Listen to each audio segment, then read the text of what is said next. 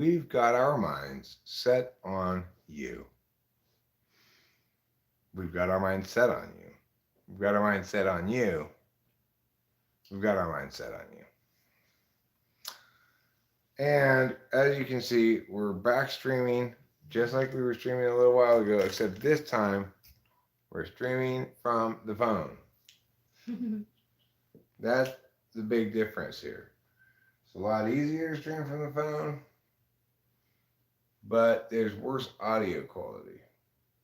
The reason I wanted to stream from the computer is because I knew I wanted to play my new guitar through the amp and get good microphones.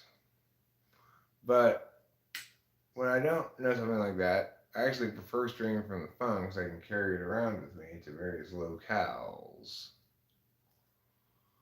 Also, high cows. Anywho, so I believe we were discussing world peace. I'm in favor of it. Me too. And you know what I hate? I hate it when like big corporations are like against it.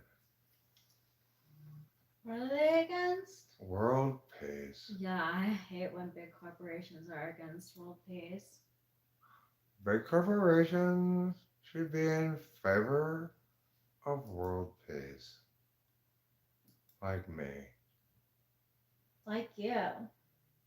I am a leader in getting war people to stop and have peace.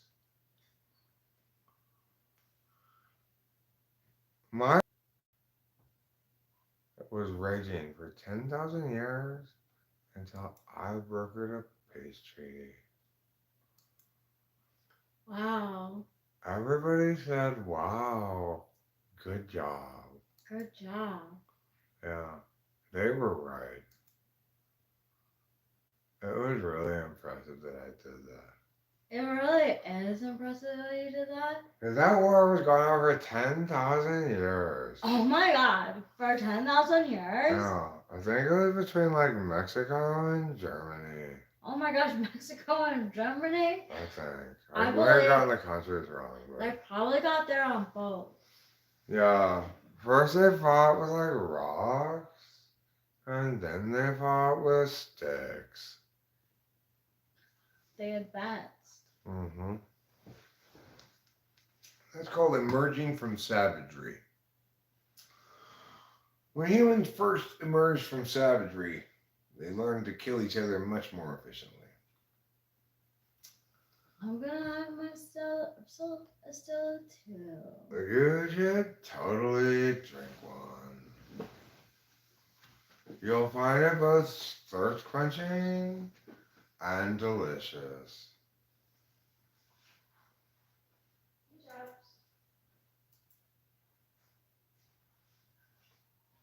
But you know, I'm not gonna hide Rachel's shameful secret. She's been drinking a lot of kefir. So, you know, she's got a lot of probiotic action going on in the belly right now. She could explode poo at any moment, for all you know. Or not. That's the mystery of kefir. That's why only authorized Norwegians are allowed to drink it. It's too powerful a probiotic. Your stomach could become so good at digesting food that you digest it without even touching it, just from like 5 feet away. When you drink enough kefir, that's how good your body gets to digesting I'm food. so glad to know that. Because, like, I did drink it purposely today for that reason. Well, The probiotic stuff. I purposely considered salad potentially for the same reason. I didn't have any because I was informed of the sad news. There's only enough salad left for one person. I think you should still have it because I had 2 salads. Like, I might still have it, but I'm not super hungry anymore. Should I have those 2 hot dogs and all those chops? yeah. Here you go, lady. Thank you. There's a fresh cracked beer for you. It's got your name all over it. If your name's Stella Archwoo, then that statement wasn't false. Stella Archwoo. Liberté. If you love living a life of liberty, then you'll love Liberty Life's new Liberty Life Lifetimes Living of Liberty, a program that you can enter for just $12.99 a month. Remember, freedom may be free, but liberty isn't.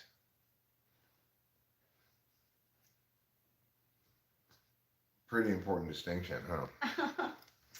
Yeah, it's got me speechless. We had some thunder and lightning earlier. Yeah, we did. And I may have actually captured a couple of shorts worth of lightning strikes in the neighborhood, around us, not onto the ground or anything, but in the sky. And I noted the thunder seemed to carry on for an unusually long time.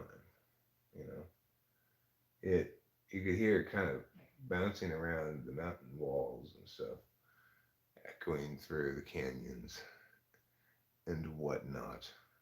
Oh, that's what it does. That makes sense. Now, it's also worth noting that today they released the March Madness brackets. So we've got more bracket work to do. Rachel and I have each completed one bracket so far. But fun having USC go all the way. I did one with USC going all the way, and you did one with Kansas, right? Yeah. I'm also going to do a bracket with Kansas. I'm going to do a bracket with each of the 4 1s winning the thing. I'm going to do a bracket with each of the 4 2s winning the thing. And then I'll pick a couple dark horses, maybe a 3, a 4, or 5, or whatever. We've got 25 total brackets. So that means, 12 and a half each. So for one of the brackets, we'll split the choices in half. The rest of them will each do 12 of them. My first bracket has USC as the national champion, but that's a wishful thinking bracket, really. SC's a 10 seed. A 10 seed, I don't think a 10 seed has ever won the national championship. I think the lowest seed to ever win the national championship is an 8 seed in C State. But that's easily enough Googled if I had a keyboard. But I don't, so actually it's more difficult to Google than anticipated. I have to walk all the way over there to the Computadora and push buttons and stuff. And that doesn't sound that fun. Pushing buttons. It's like, can't I get a servant to do that? To push buttons for me? Perhaps a robot? A robot button pushing servant. Any robot that I end up getting that ends up being a servant for me, I want it to talk like this. I am a robot. So, if we get fully functioning robotic technology where you have a robot butler, I want them to offer a voice add-on that lets it talk like a traditional robot. Just as I demand Sasquatch talk like a caveman. So when we finally do capture a Sasquatch, we're going to have to retrain it to speak like a caveman instead of like a regular person. So you think he talks like a regular person? I do think Sasquatches mostly speak English or whatever language of the country they're in. Oh, so like when he's in Canada, he has like a Canadian accent, or is he French in some areas? Well, if he's from Quebec, yeah. Quebecian Sasquatches are indeed.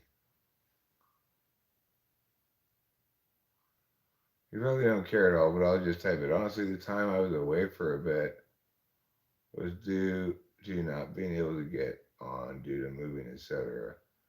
It wasn't me running away and staying away from you. Okay. I I generally operate under the assumption that when people don't show up anymore, it's because, you know, they've exhausted the pleasure of this and or found something else they decided is more worth their time or whatever. I don't generally try to attribute a lot of other people's behaviors to me, although occasionally I do. Like, I think the Korosha's pulling down of his content had to do with me slamming his ass. But I could be wrong about it. It's It just could my also be intuition. with the fact that because like he didn't know, like I was in the chat and he didn't know that um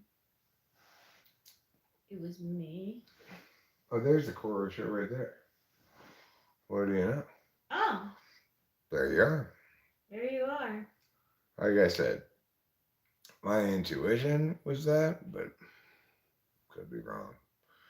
Um, It could be any number of reasons actually. but yeah, and I've also intuited in another instance that C-Tip, Club TI Polar, stopped producing shit because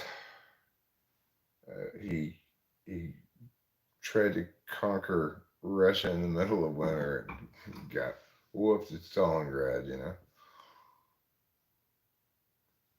Whoop that Stalingrad's a good saying.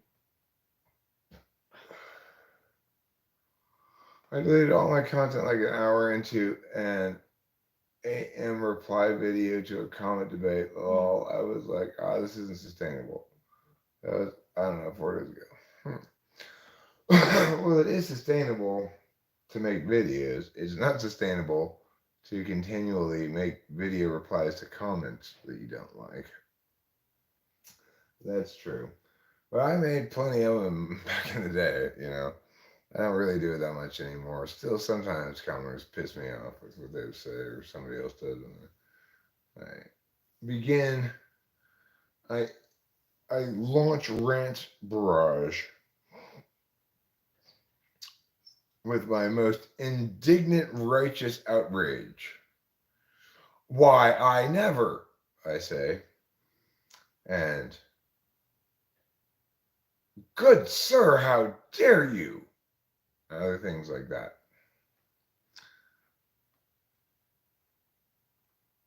Um, but like Rachel said, you never really know if you have anything to do with somebody else's actions. Your intuition can strongly indicate one thing or another and be totally wrong sometimes, especially mine, because it's not a conscious function for me. Intrude intuition. So.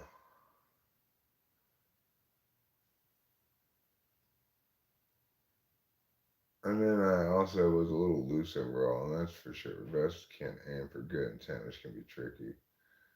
Yeah, well, yeah. You know, the thing is, if you have genuinely good intentions and are earnestly trying to present information well, and it's wrong, then you're going to convince people to use heuristics to evaluate the information. Knowers like Rachel, for example. But, I I would like to get along with people instead of always fighting with everybody. It seems to be a challenge for me on YouTube. Like, for instance, mom went out of her way to get me interviewed by this guy T Jump, and let's just say that conversation went downhill pretty fast.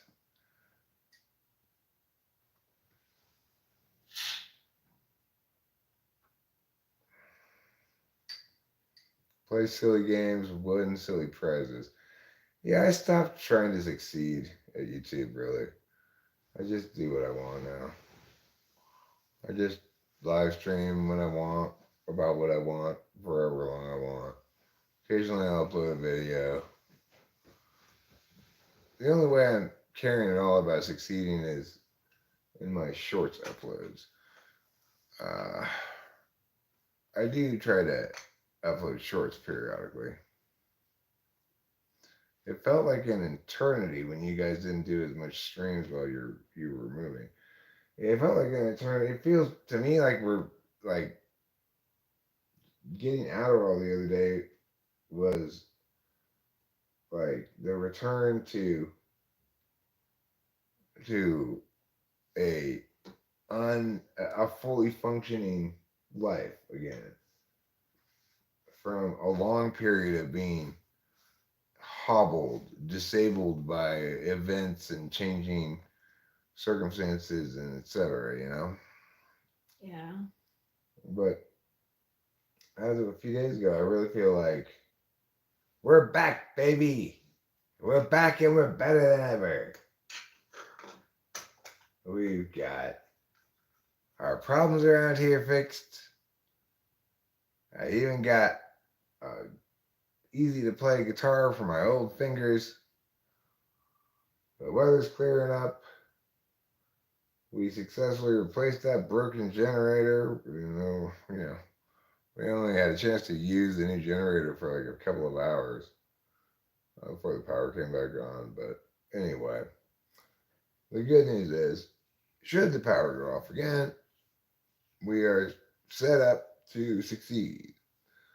Of course, we're now more or less completely out of food because one thing you discover when you eat food at home all the time rather than eating out like we used to eat out a lot is that you eat a lot of food at home. You go through a lot of it, you know? And you go to the grocery store and you buy a whole cart full of food and you go, this should last a while. And then before you know it, you've eaten it all with your mouths. That's how. I don't blame you for asking how. What I'm going to do now is pull a bong rip, also using my mouth. But I won't just use my mouth. I'll additionally use my lungs.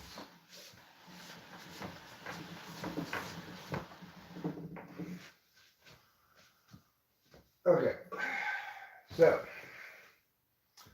in order to pull this bong rip to maximum effect, what I want to do is use this old new torch that I found in the shed up back to pull the bong rip. I find it, a spoonful of propane helps the medicine go down. That's my feelings on the matter. That when I light it with a hotter thing, I'm less likely to cough. But you have to have kind of non-coffee weed to begin with. Can I try it? Sure. Let me just spark her up. This one is a shake and go model. If you want it to work, you gotta shake it up first. Then turn it on, and the gas comes out. If I hadn't shaken it up, it would just be all sputtery. Okay.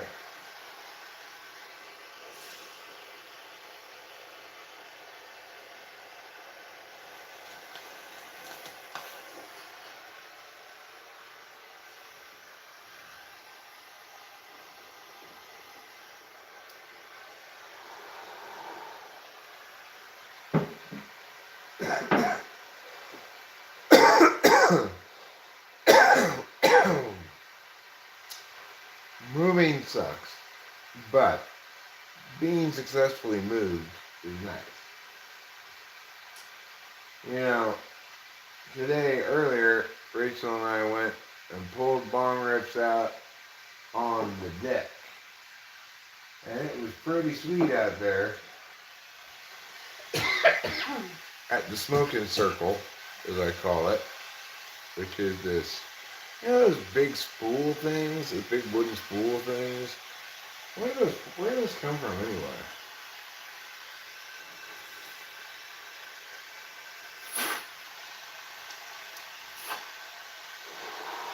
Those things are like classic makeshift college coffee tables. I don't know what. They don't start off as that. I don't know what to start off as. Anything that I could do in school is like broke. You want to use it again?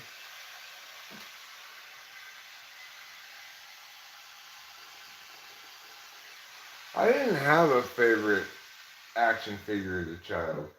I didn't really start playing with dolls until my 50s, my 40s, late 40s.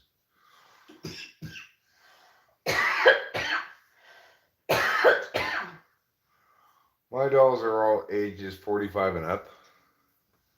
I feel like if I came across my favorite toy as a kid, I wouldn't be moved. I'd be like, oh yeah, that's right. I used to play with that. Well, I mean, my favorite toys were, when I was little, were blocks. And, you know, they don't have really any identity. They're old rectangle and square guy and triangle guy, but not really. And then when I got a little older, I was fond of Hot Wheels. Uh, I played pretend spaceships and stuff with like plant things, such as those things you can twist out the pieces of, you know, those little seedy pod things that I don't know what they're called, but anyway, you can twist off some of the middle part of it and leave little gaps in it so it makes little spaceships. You know, I like those.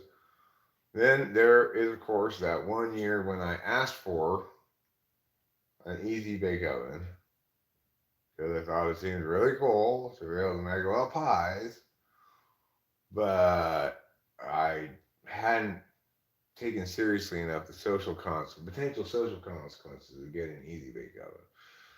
So when one of my friends came over and saw it still in the box in my room, I lied and I said, "Oh, is this a gift for my cousin?" And I told my friend, "Take it back, take it back. I don't want it." Because, you know, I was about to have gotten caught playing with a girl toy.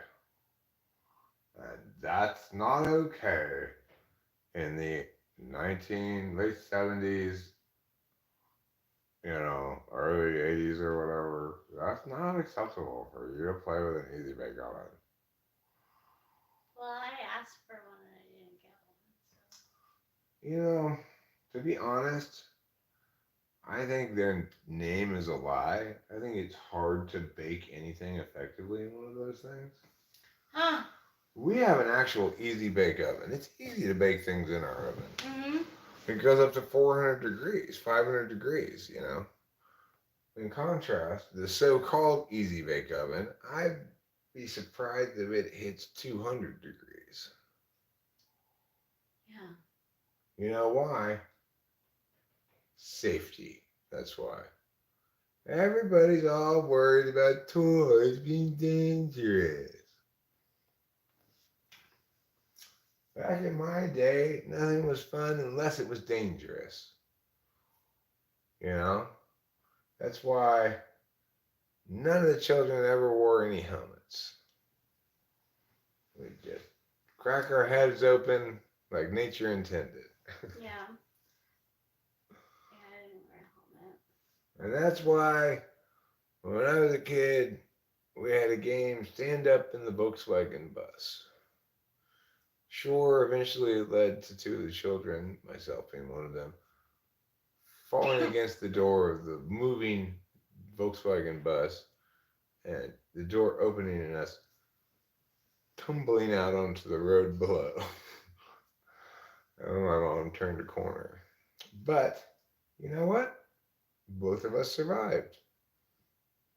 I almost got run over by a car, but didn't. Paul got a big bump on his head, but he was fine.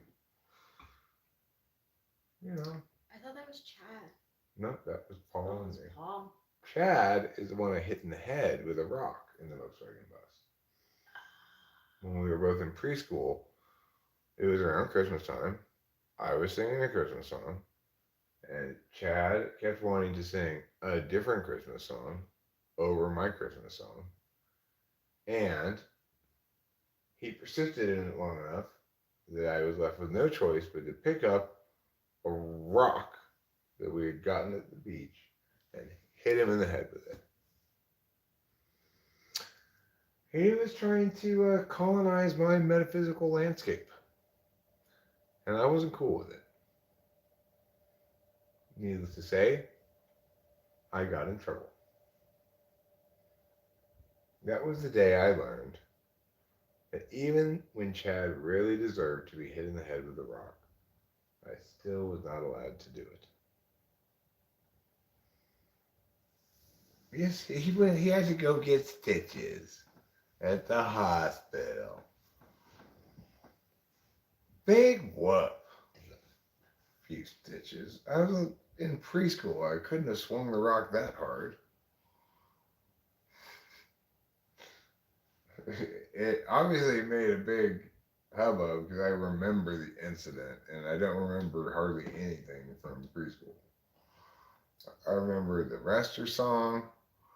I had these like tiny images, like just a tiny number of images of the preschool and what it looked like, kind of.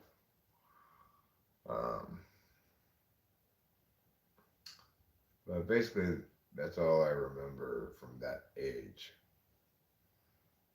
Yeah, I don't remember much either. Just few fractured memories. I remember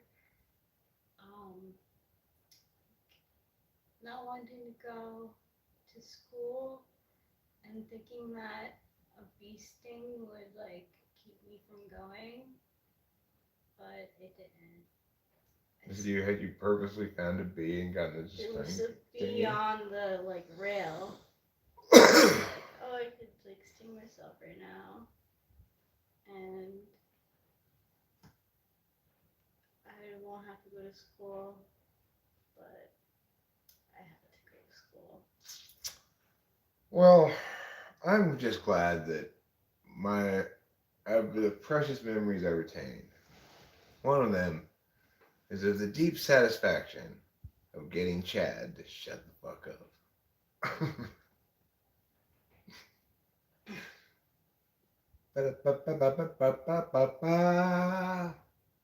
I'm just kidding. I'm not proud of the fact that I hit Chad in the head with a rock when we were in preschool.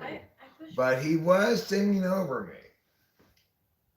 My sister and I were fighting over like giving my mom like some food in bed because she was sick, and I pushed my sister, and she got stitches in her face, and like I don't even remember pushing her, but Maybe you just jostled her. yeah, it could have been, because I don't remember pushing her. Or she just blamed you for it and you accepted responsibility or something. Or maybe you just subconsciously were like, push! I pushed her too. Well, who knows in your family? Yeah.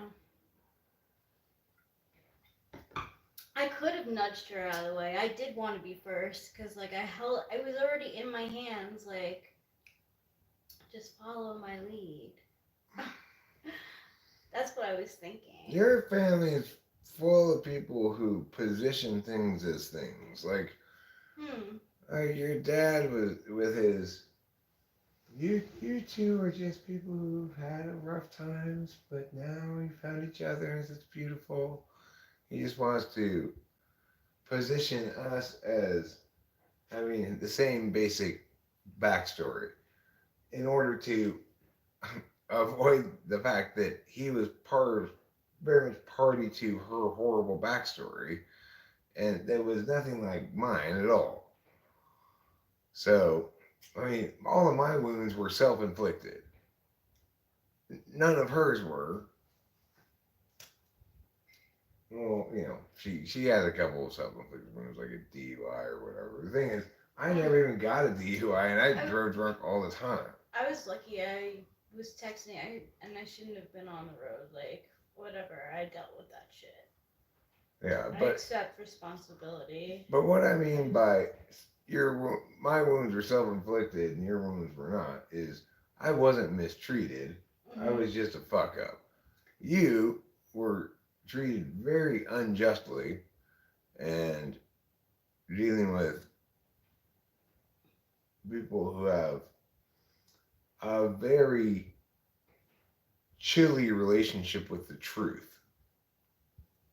You know, like sometimes I look at those brackets and I see like schools that my cousins have gone to, and like I want to be like yay for the schools, but like for some reason it's really hard for me to be like that. Like You have so many cousins. I have so many cousins. He's seen my so many You cousins. have too many cousins to remember any of your cousins.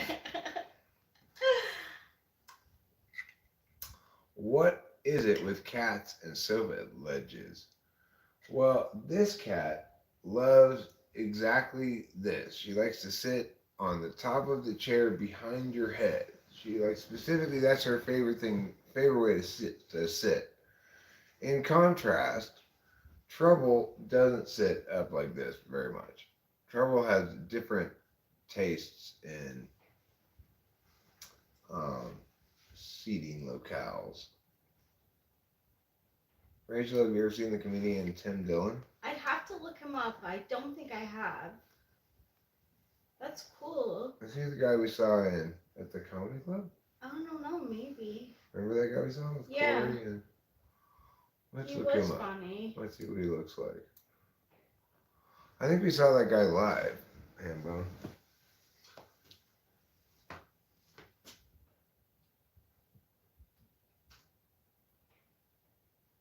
Yeah, we did see him live. Oh shit. Yeah, we saw him. Yeah, he was really good. He was. I was very impressed with his stand-up comedies. I was very impressed with Corey's sense of humor too. I mean, I should have known better, but Yeah. Well, I was less impressed by the opening comedian. I don't remember there even being an opening comedian. Did you go there with me? Yeah, we were together. That was I you was and me. invited. You and me and Corey. And then one other person. Who came with Corey? Oh, was it Shad? Yeah. I think it was Shad. Yeah. Shad. Equivalent of preschoolers intellectually. Lol. Who's there calling preschoolers intellectually?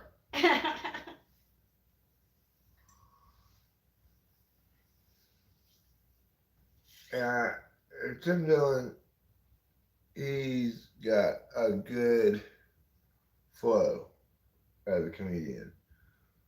He starts funny, stays funny throughout his whole set, whatever you want to call it. And I was impressed. I was both impressed and delighted and enjoying it, Yeah, me too. Thank you, Winston's mom.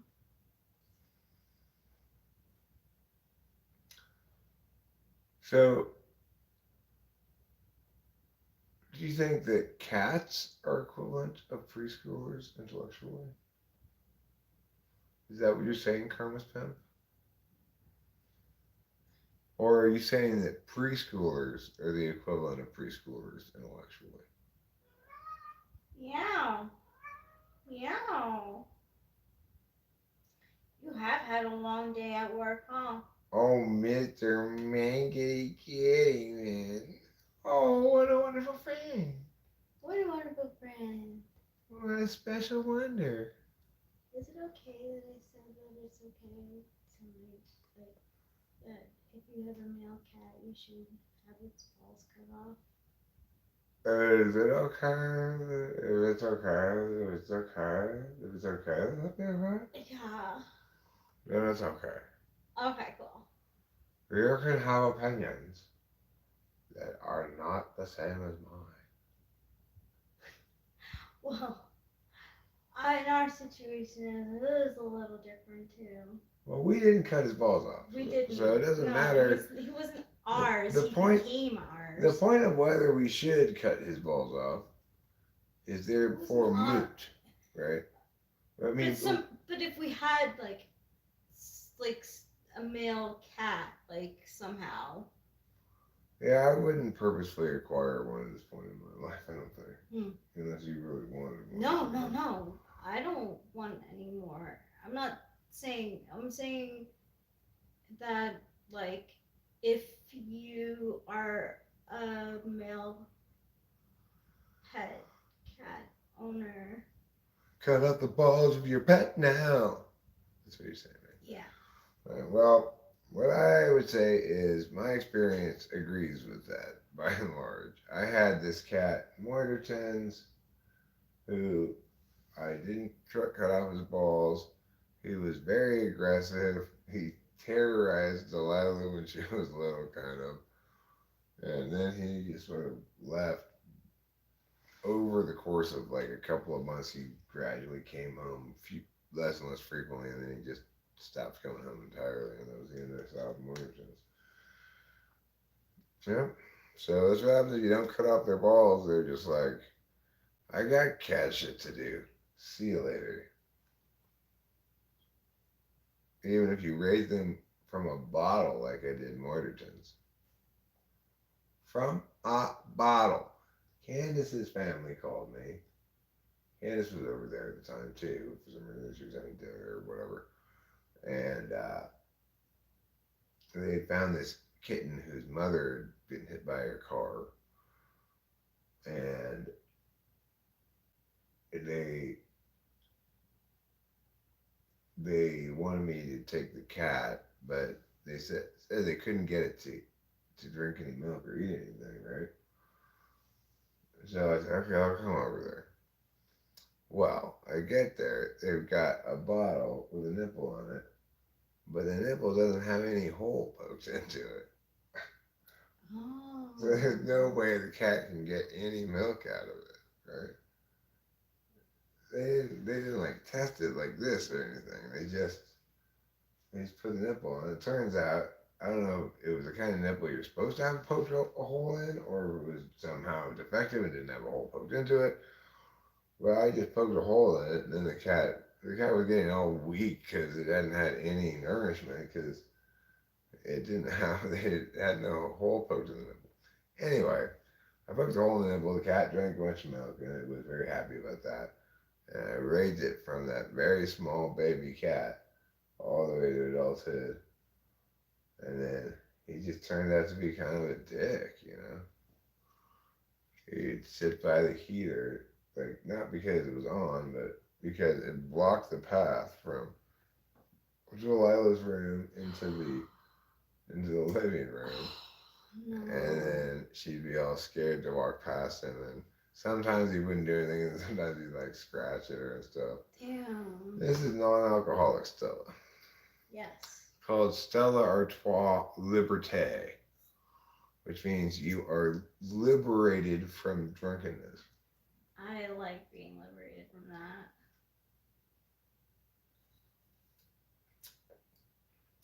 Kevin Chin, bro, I'm drunk. AKA sissy beer. Yeah, I only drink sissy beer now. Same. Yeah. I also throw like a sissy and shoot my free throws grandma style.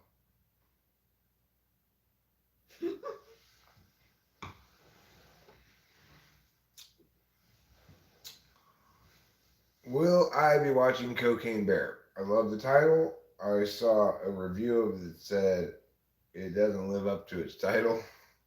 It's not that good. So I'm inclined to say no. Because I don't want to be disappointed by a movie with such a great title. It would just befoul the excellence of the title in some way. And I'm not in the business of befoulment.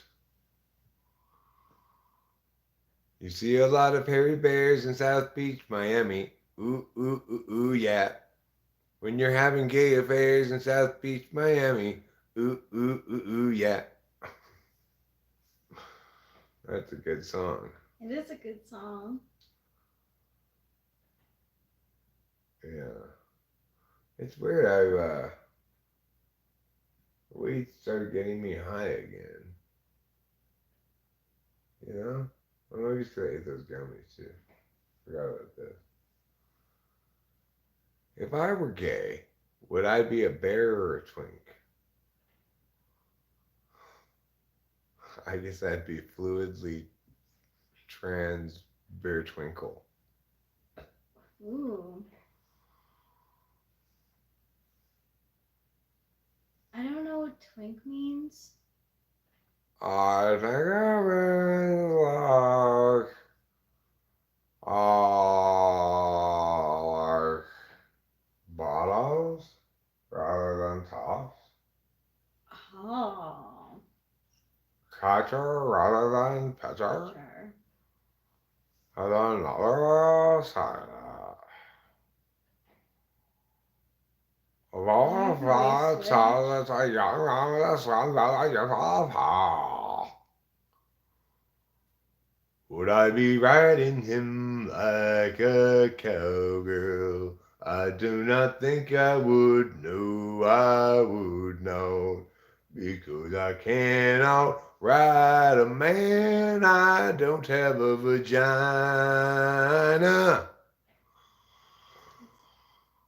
Anatomically correct. I'm vagina free. Yes. I used to have one behind my left knee, but it went away after I stopped taking estrogen. Well, some men do, but I'm not one of them. I mean, I do have a vagina, but that's kind of a dehumanizing way of talking about Rachel. Yeah, I like to be a person with a vagina. Not Yeah. a vagina with a person. And a person that comes with my vagina. I got that. Oh, look, Kevin Chin. You've revealed the truth to me at long last. Oh, thank you Oh for my saving God. me from my state of delusion. ESFJ. Oh yeah, it's according to CSJ. Well, you know, C.S. Joseph says what C.S. Joseph says. You use a lot of capital letters, Kevin Chin. Yes, do you like attention?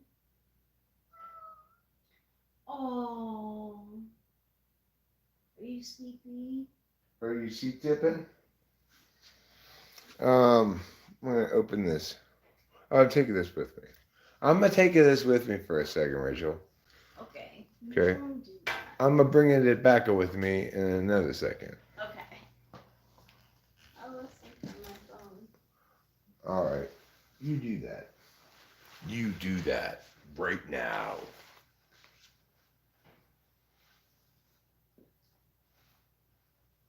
If I went to jail, I'd be passed around like a joint. If I went to jail, I would be complaining so much. Because obviously I would not have committed an actual crime. Or I'd be going to jail either for nothing that I did at all or something's not, it's not even a crime, like having drugs or whatever.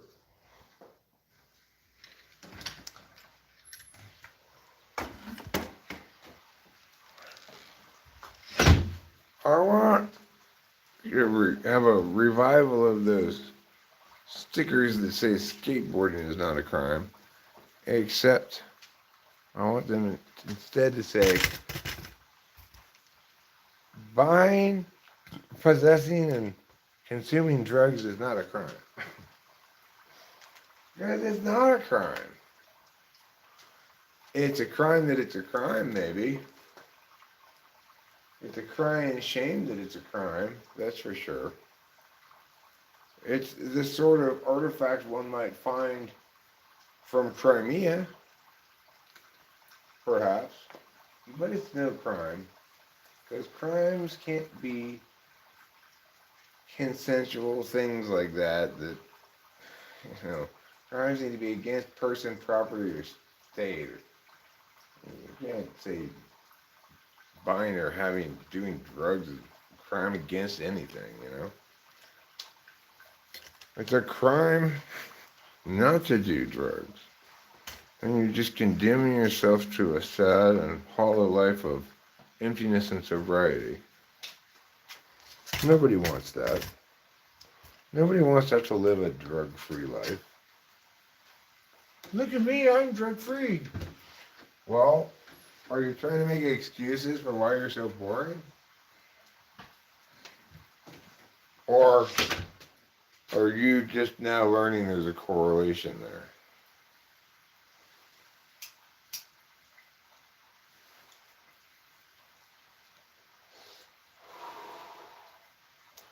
I never do any drugs at all.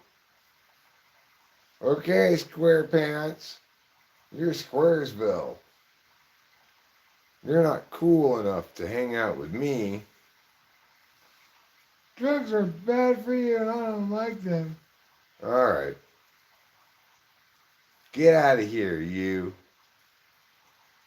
You're bringing me down with your wah, wah, wah, wah about drugs.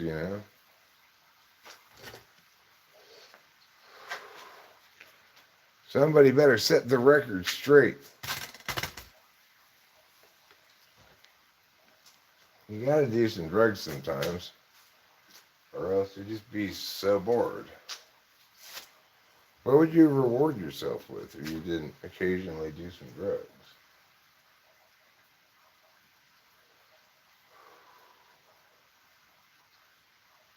I guess you just have to reward yourself with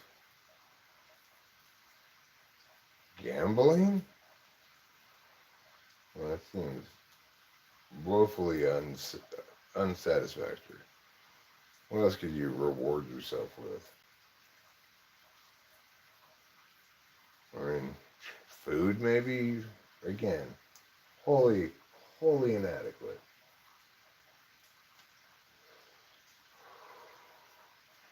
You could reward yourself with a thrill ride of some kind, like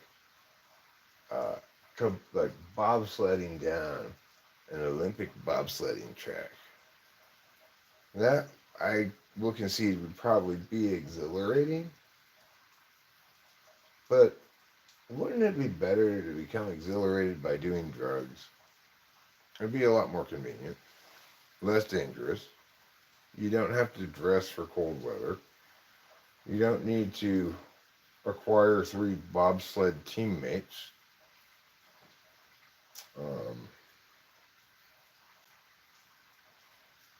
There are a lot of advantages to doing drugs over bobsledding.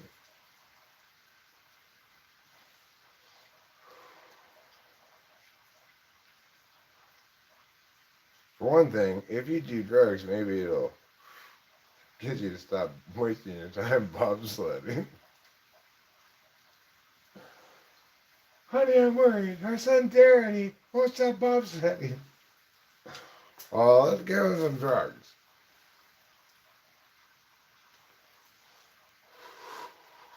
Good idea, Dave. What should we give him? Let's start him off with heroin. All right. I'll sneak into his room in his sleep tonight and inject him with 30 cc's of heroin right in the butt cheek.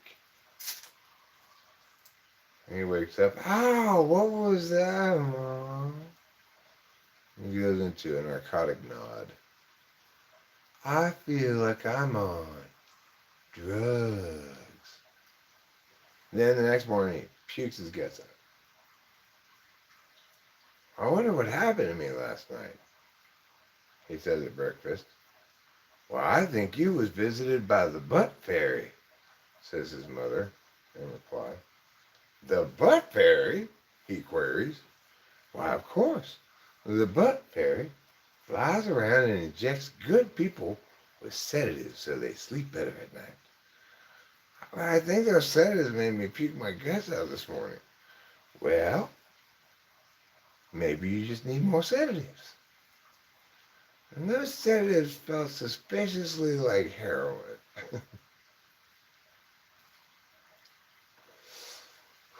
Now, dear, how would you know what heroin tastes like? I mean, feels like. It tastes exactly like it feels, Mom. Like an opiate. Bum, bum, bum, bum. And then we learn about Darren's secret opiate past, where he lives as a farmer in Afghanistan and grew a field of opium poppies, producing therefrom only the finest grades of heroin. Grades C, B, and A. Those are the finest grades. And the Afghani government gave him a certificate of achievement from the Chamber of Commerce. The chamber was going to give it to them directly, but the government intervened because they wanted to be part of the photo op. This was just before the Taliban took over. Anywho, where was I going with this story? It's pretty critical historical data that needs to be preserved for posterity, of course. The story of that guy who was that lady's kid. It was getting too into bobsledding. There she injected him with heroin, only to discover that he was much older than she had thought, and had a backstory of having farmed opium in Afghanistan, where he made the finest 3 grades of heroin, C, B, and A, and eventually received a certificate of achievement from the Chamber of Commerce via the Afghani government. In fact, that certificate was one of the justifications used by the Taliban to, overthrow the preceding government, replace it with their special brand of Sharia living. Sharia living is the name of one of the most popular apartment complexes in Islamabad.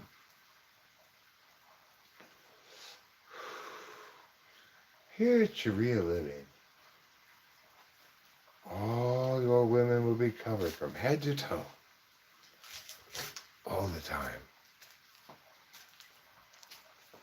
Those filthy creatures cannot be looked upon. They'll incite boners in us all.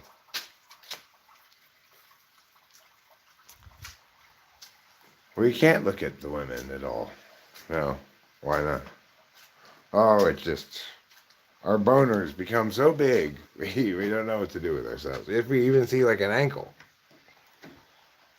So, you cover them all over with sheets? Yes, that's how strong our boners are. Our boners control everything. Wow. You really have a rigorous, or should I say, rigorous criteria for decision making. Namely, what about my boner? But what about my boner is how most cases that are evaluated before an Islamic court are resolved. The prosecutor asks, but what about my boner? The defense lawyer says, but what about my boner? And then they say, okay, let's stone her to death. Wow. It's not a very happy ending. No, it's not. But Took a turn. Well, the problem was she revealed not just ankle, but a little bit of shin too. So everybody else in the courtroom had raging boners, and the only solution was to stone her to death,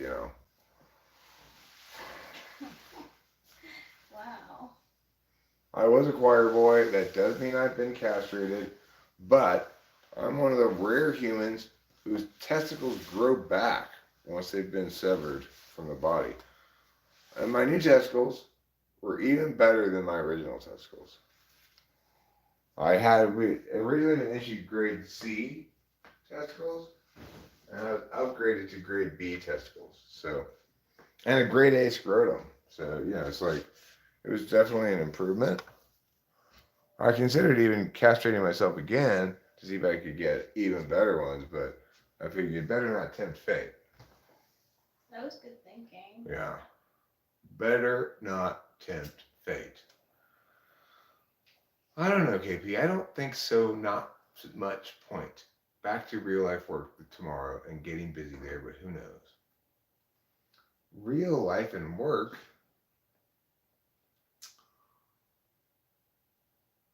Ah, yes. I remember those things.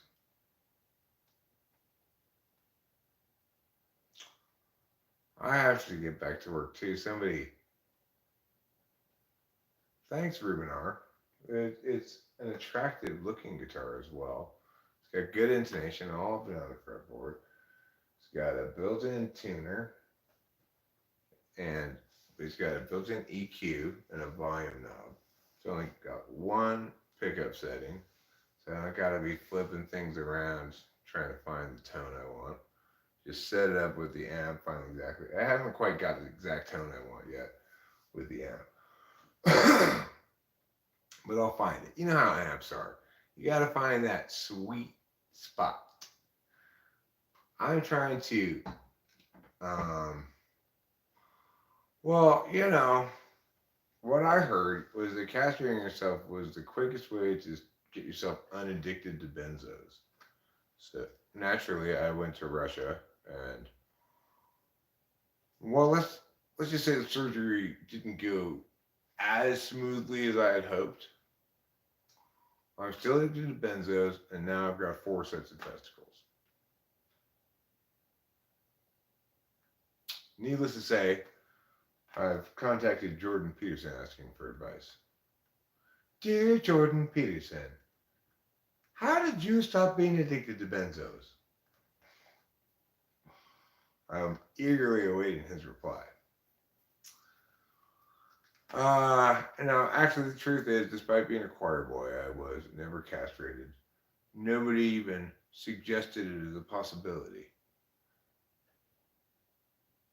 Well, you see, they don't tell you that they're addicting. That's the thing.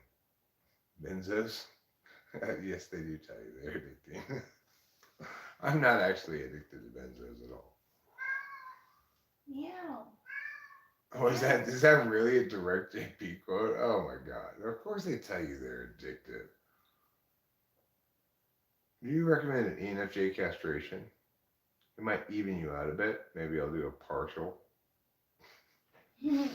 Don't do a partial.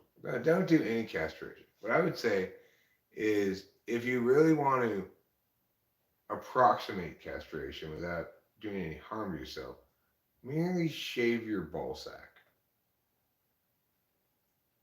Even that, you have to be careful. Yeah, shave it carefully. When it's smooth and shorn, shine it up with some wax, and then try to stand on your balcony and reflect sunlight off of it into the eyes of people walking down below.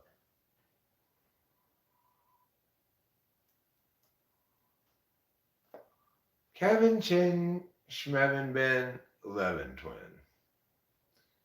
You know what I have to say to you, Kevin Chen? Flevin Flynn. That's what I have to say.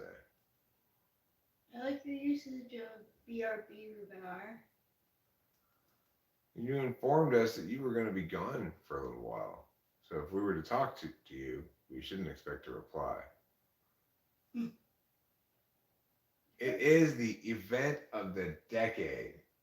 Right now, this live stream will go down 10 years from now. They'll look back at 2023 and they'll say, 2023 was defined by the event of the decade. The live stream with the same title as that. Kevin's on the piss. That's what Kevin said when he entered, right? He did, actually. Yeah, but it's also consistent potentially with well, you know, C-Tip has some habits, and I don't know. Mm. Probably he's live streaming right now, though, so if that's the case, it's not him. Anyway, I'm always skeptical. I'm a skeptical breptical. When people come in here that aren't regulars, I always have my doubts. It's not like this live stream attracts dozens of people or regularly attracts brand new faces. After all, my total number of subscribers could not be growing any more slowly. It's not. You can't have a sub event of the decade It is webinar. the event. You have an event of 1 year, maybe, or like a half of a decade, but you can't have a sub event for a decade. The only way you could do that is if you were to substitute the regular event of the decade for a substitute. Gifted 5 Talking with Famous People memberships? Oh. How do you get? I don't even know what that means. Thank you, Ruben R. Wow. Look at that. That's a lot of stuff. I feel so grateful. I feel so grateful too. Thanks for being such a, you're on one of those plaques at the symphony orchestra for one of the people who gives money to the symphony orchestra, so that even though very few people want to watch it, they still put on this big show all the time.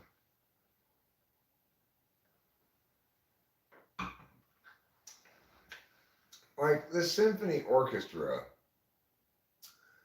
if you think about it, I probably draw as many total people to my live streams in a year as the symphony orchestra draws to their various performances in Los Angeles.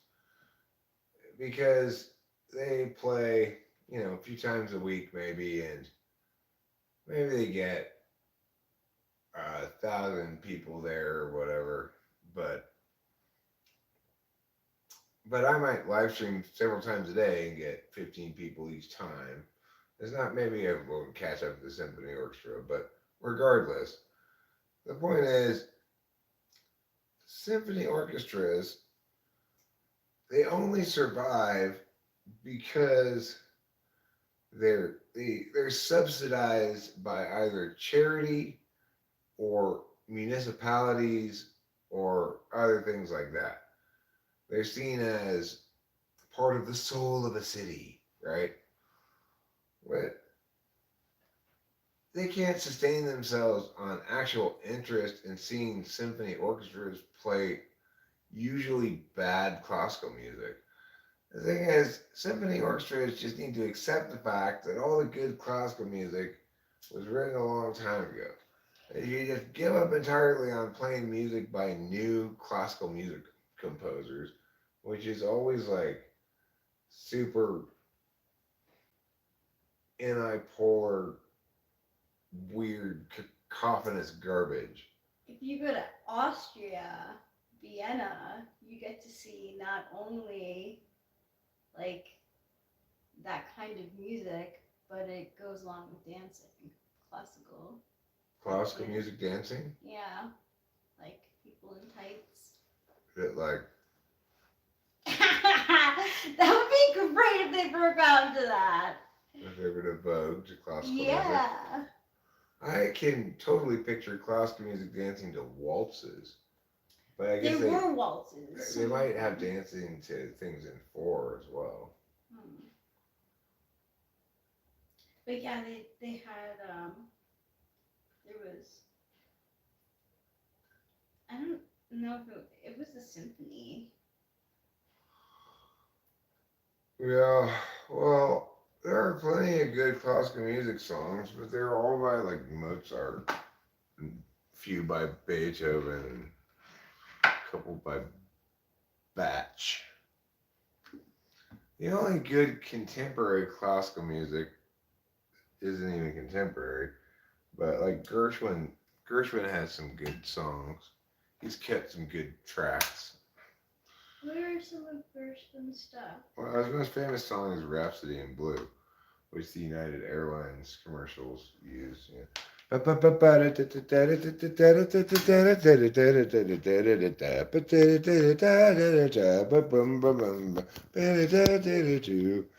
that song? I don't. Oh, how could you not know that song? Now I know of it because you told me of it, but now I don't know that song. Yeah, it's a famous piano-driven classical composition and written by George Gershwin in the 1920s. It's very Great Gatsby era. Oh, I'm surprised I don't know of it. Yeah, Gatsby was a contemporary of Gershwin. Yeah, I mean, it would be. not Gatsby, Fitzgerald. Oh, Fitzgerald. Fitzgerald was a contemporary of Gershwin. Oh, interesting. That's so interesting.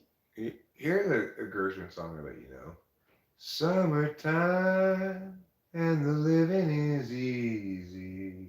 You know that song? Yeah. He wrote that song. He wrote a musical called Porgy and Bess.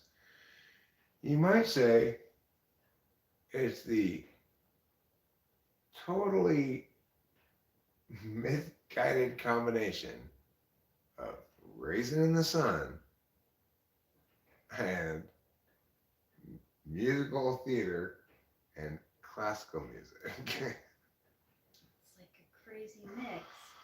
Yeah. It's like classical musical theater Raisin in the Sun. It's called Porgy and Bess. Bess, you is my woman now, is one of the songs in that play. I only saw four people too until I just looked again, and it was just because Rachel's name is Blue Now, shaking my head 100%. Do you ever pick at the skin around your thumb? No, but when I was in middle school and even into high school, I had this habit of biting the skin on this knuckle like that. And to this day, this knuckle skin is bigger than the equivalent on my other middle finger. But it was all like chewed and calloused there when I was in middle school and high school. I had this like white skin that was just chew callus right here, you know. And now I try not to chew any parts of my body generally. I'm liking the usage of BRB. I'm glad that like people still use it. Yeah.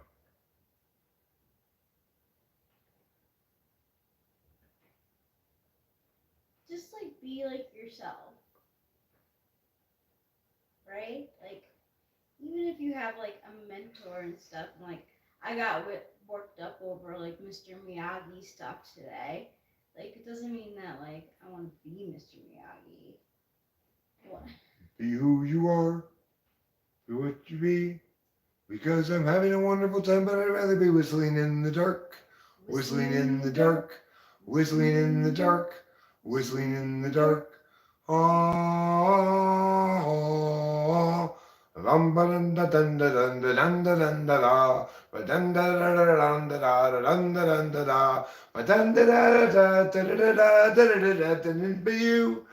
Be what you like. Be like yourself. Because I'm having a wonderful time and I'd rather be whistling in the dark, whistling in the dark, whistling in the dark, whistling in the dark.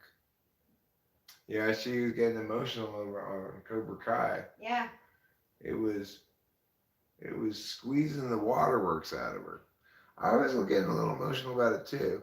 You know, it was the end of the whole series. It got my enjoyment of the most recent season of Cobra Kai. It began at a bad time when I started watching it, which was right around the time my dad shut up. And I found it too intense to watch at the time.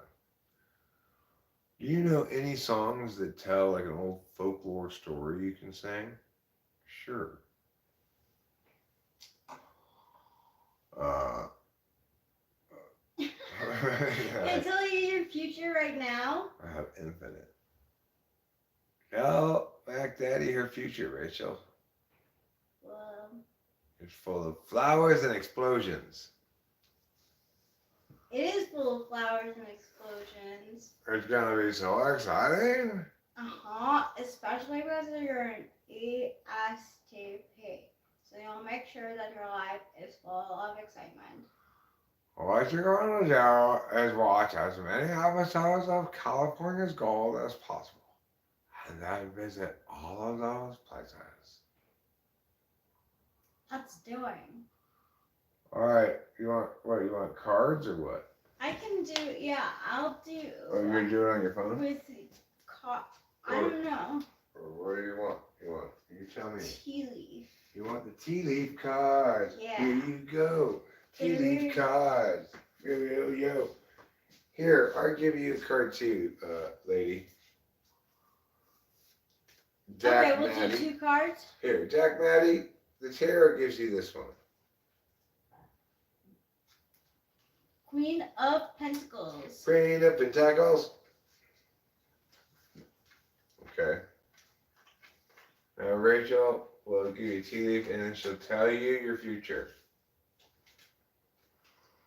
Door. Opportunities are waiting for you. Also, does the lines on your palm look all squiggly or are they straight? If they're squiggly, that means you're gonna have a complicated love triangle. If they're straight, that means you're gonna trip while jogging in the park. Okay, and then this is a card for your future. Mac Daddies? Yeah. For your future, Mac You Daddy. get 2. Ooh, you have 2 futures. Okay, compliments from an admirer.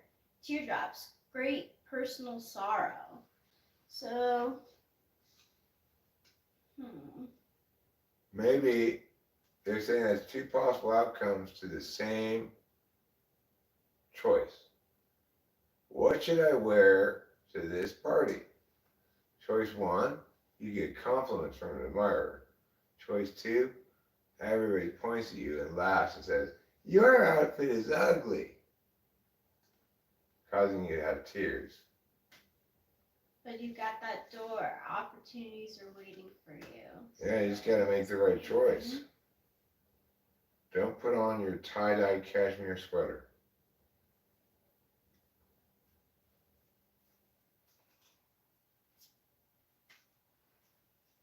If you wear a fur coat made out of real seal fur, make sure the head of the seal is detached from it.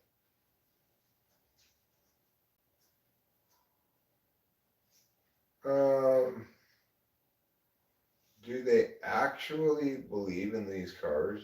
There's like no logical basis to them. Well, I mean, I believe they exist, right? Look, there's tangible proof. These cards are right here, mister. Well, let's see what it says. Tapping on them gives you strength. This is what you got, Jock Anime. You got the King of Swords. You're being rational, sharp, pragmatic, being a thinker. These cards are nonsense. Except they're right on the money. That's exactly what you're doing. Then a tea leaf card also for Jack Anime. Okay.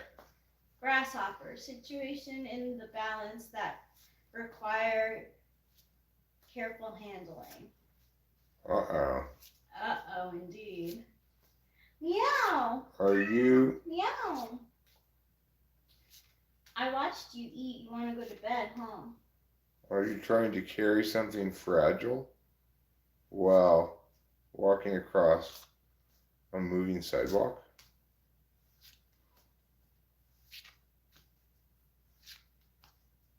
Okay. Boba Fett, this card's for you. Oh, you got the same one.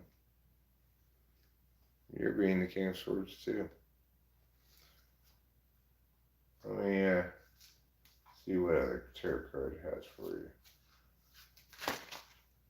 Ooh, they're getting jumpy. They're getting jumpy on you. I guess it's this one. Three of Cups. It's the Cool in the Gang card. Celebrate good times, come on. We've got 3 cups now, we're gonna celebrate some. We've got 3 cups inside our hands right here. I've got a coat and you're looking dear. You've got a white dress and an orange one too. We have got 3 cups, we'll party with you. Come on now. And then this. And this one for Boba Fett as well. A bag. What's in this bag? Let's see.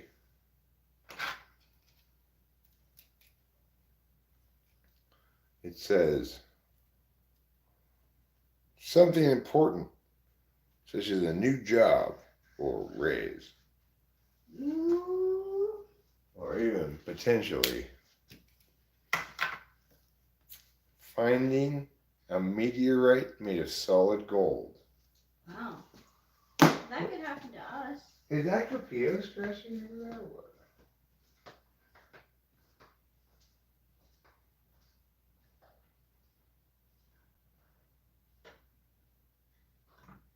Capio? Is she outside? Is she outside the house? Really? Yeah, I think she's scratching at the door. Oh.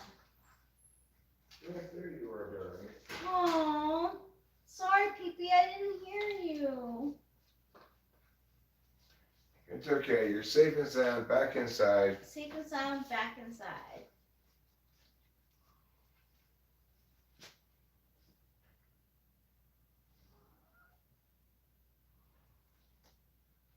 Um, Thank you for letting us know, Trouble. Aw, he was coming over to give you love. you know, it's interesting how people frequently say Whoa, that. whoa! Hey, Mr. Man What's that? Kitty. Oh, no. That's not being That nice. isn't being nice. That's being a bit of a bully. Okay, Pee-Pee.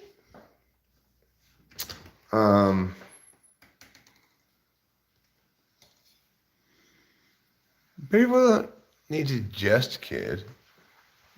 I'm kidding, but I'm also doing other things. I'm laughing, I'm learning, I'm loving, I'm living my life with a luster that only luxuriant, leisure-laden lovers can languish in these days. Okay, I'm gonna get another jacket and a cigarette, and I'll put away the alliteration for a while.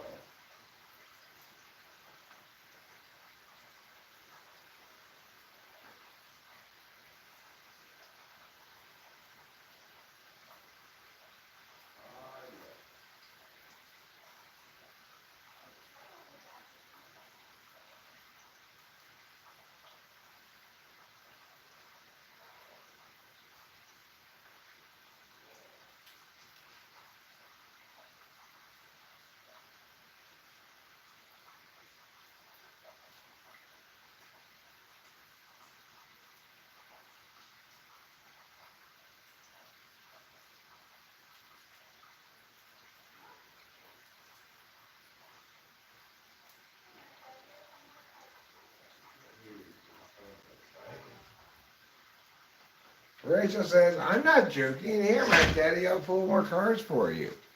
And then I pointed out that the phone was out here. So Mac Daddy was unable to hear Rachel say that. But don't worry, Mac Daddy, I conveyed the message to you. I still don't have my cigarettes. Welcome to the Eric Failure Show.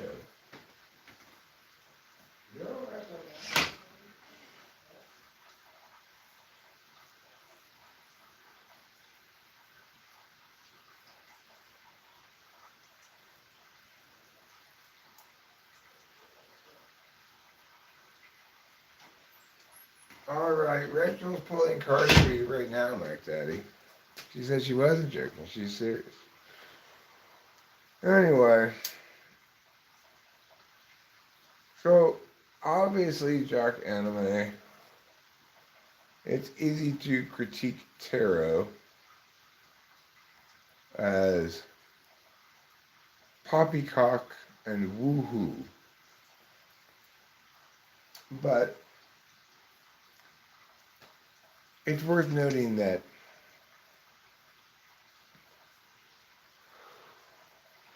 when one directs one's attention to understanding the narratives of one's own life,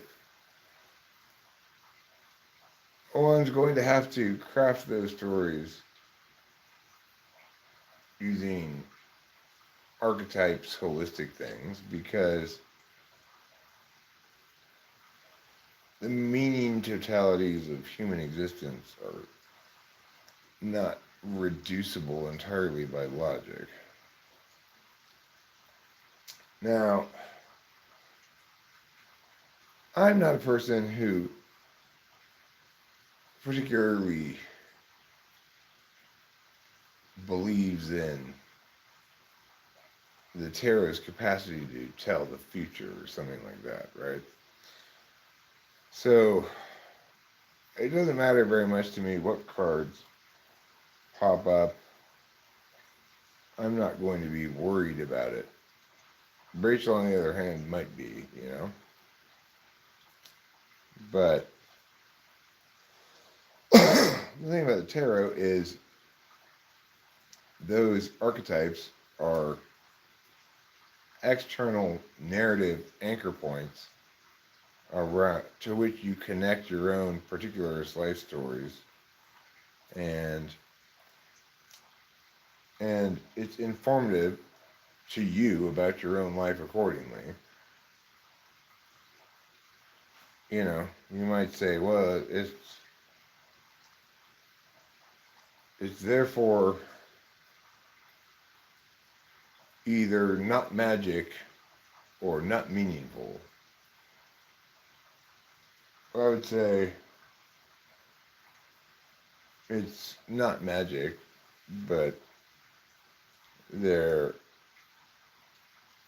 are plenty of instances where you go, well, that rather spookily links to my own personal narratives in spot on fashion. You know, the thing is, everything holistic has a little bit of magic in it.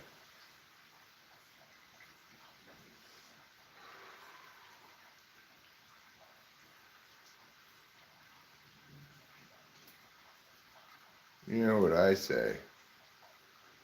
Because I believe in magic in a young girl's heart.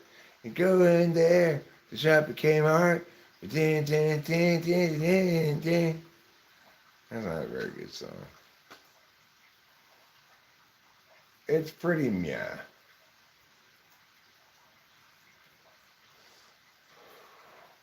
I would rank it somewhere between meh and meh. Maybe it reaches the heights of meh, but no higher than that.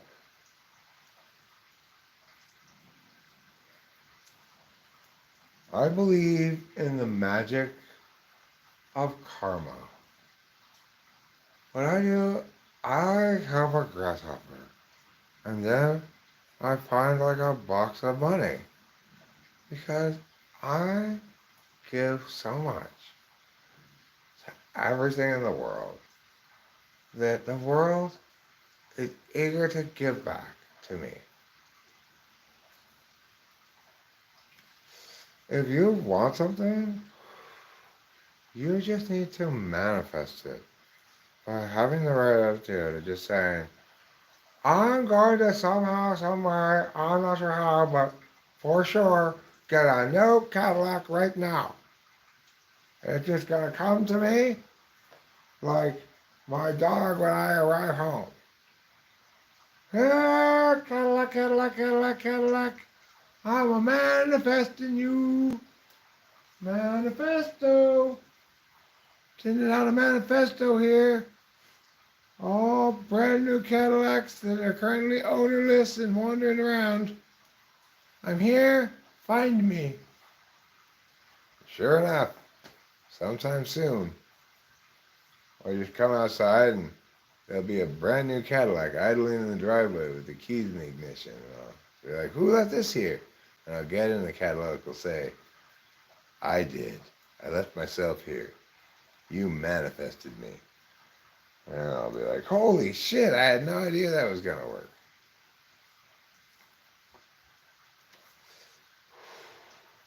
The important thing is I maintained a positive attitude. With a positive attitude, you can do anything. Oh, yeah? Can you have a negative attitude with a positive attitude? I don't think so. I just proved you wrong, positivity guru.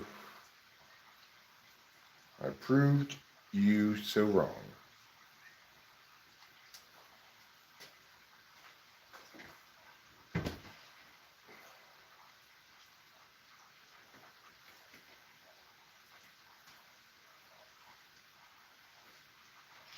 You're more wrong than a chronically misprinted Chinese phone book.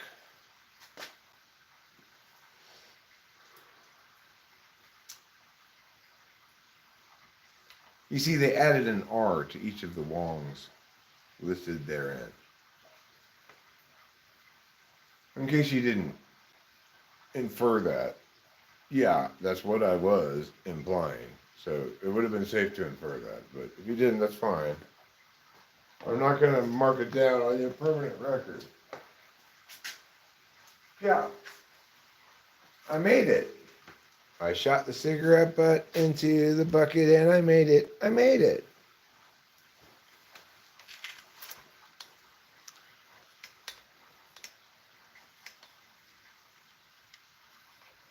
And I think Dora the Explorer is a really irresponsible show. It's encouraging small children to engage in exploration. They could become lost in the wilderness. They could meet and befriend a kleptomaniac monkey. Any number of things could happen. Like, just imagine we've seen an incredible stretch of luck. In not one of those episodes did Dora lose the map. I've never seen Dora lose her fire starter. It's like, this is the worst episode of Naked and Afraid I've ever seen. That's what I thought every time I watched Dora the Explorer. You must have watched a lot of Dora the Explorer. Well, I did watch a fair amount of it with Delilah when she was little. Enough to know the story arc of how each episode of Dora the Explorer goes. Swiper swipes something, they have a map, they have a backpack, they go to this place, they go to that place, and, you know, Dora sings of her accomplishments. We did it! We went over there and we crossed the bridge now, we did it! We did it! Swiper swiped something and then I did something and we did it! We did it! Maybe you don't ask advice from these bachelors about romance. You ask me advice. I'm not a bachelor. I am I'm off the market. Is that the expression? Yeah. Or you could say I'm a husband, which is another way of being the opposite of a bachelor. What's the opposite of a bachelor? Husband. Yeah. Yeah. Or off the market. Yeah. Is the other expression one might use. But as far as romantic advice goes, I'm in a beautiful, loving relationship, so I'm exactly the right person to ask. You could even ask, what's your name again? Oh, Rachel. She's in that relationship too. I'm a hatchback, right? That's the opposite of a bachelor. The opposite of a bachelor is a hatchback. I have Mac Daddy these cards. Oh, tell her what they are. Okay. Your first card is the Sun. Happiness and well-being. Naked baby on a horse, no helmet, riding in the blazing sunshine. The next one is coins. Money will be coming to you. Cha-ching. Tortoise. Slowly but surely getting ahead. Yeah. I've always said you were slow as molasses. And hat. You will be playing a different role. So your future will be full of happiness and well-being. Money is going to come to you in the future. Slowly but surely, so you're going to have to be patient. Maybe she's going to put on the hat of a bank robber. Yeah. It's going to take a while to put the heist plan together. Maybe. Maybe that's what those cards are saying. Well. Maybe. So.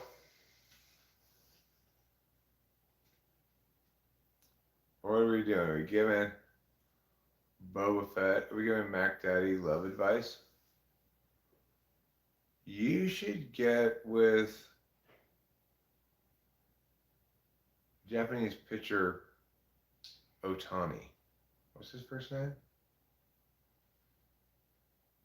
Meow Otani. I forget what his first name is. You should get with him.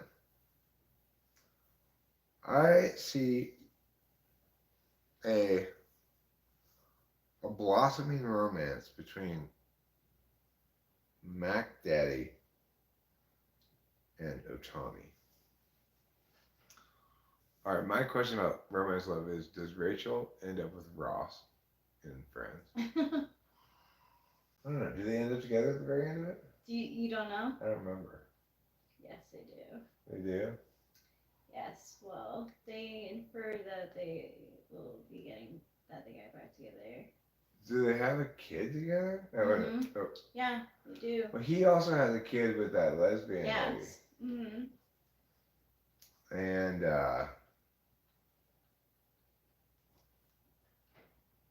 his backstory in the show is he's kind of been emasculated by that and other bad experiences with women. And then remember those stretch of episodes when he was going out with that Chinese lady? And Rachel went to the airport, and when he got off the plane, he was totally finger banging this Chinese broad. And Rachel had like flowers in her hands. And then she was like, "Oh, I'm so sad now." Yeah. I remember that. I remember that, too.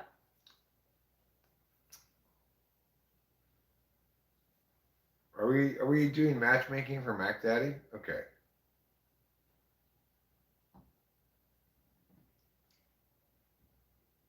Who are we gonna hook up Mac Daddy with? How about John Larroquette?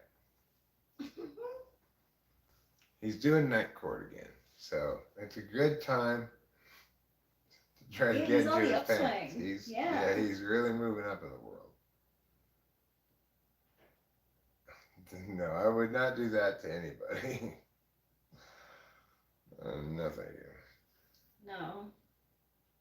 I mean, her current boyfriend's fine,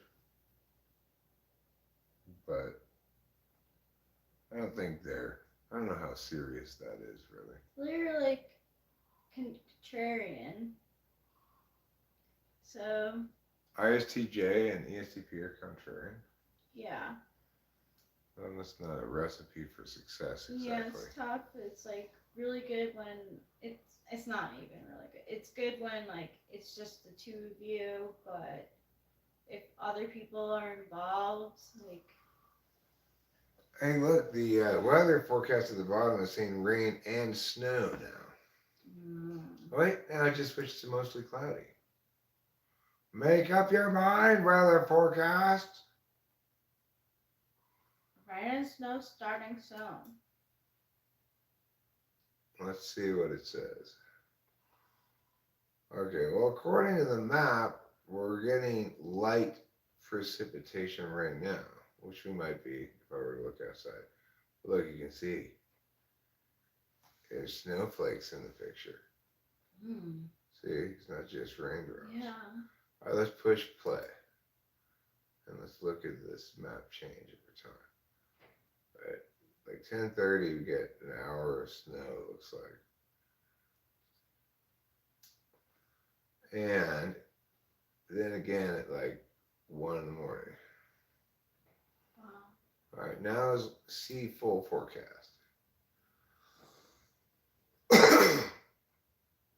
So it's showing us getting a mix of rain and snow starting in like 20 minutes until 2 a.m.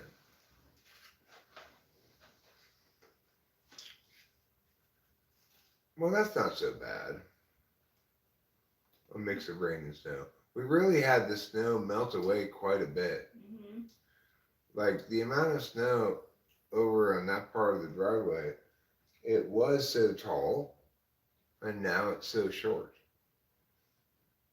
And my only explanation is it just got tired and walked away, I guess.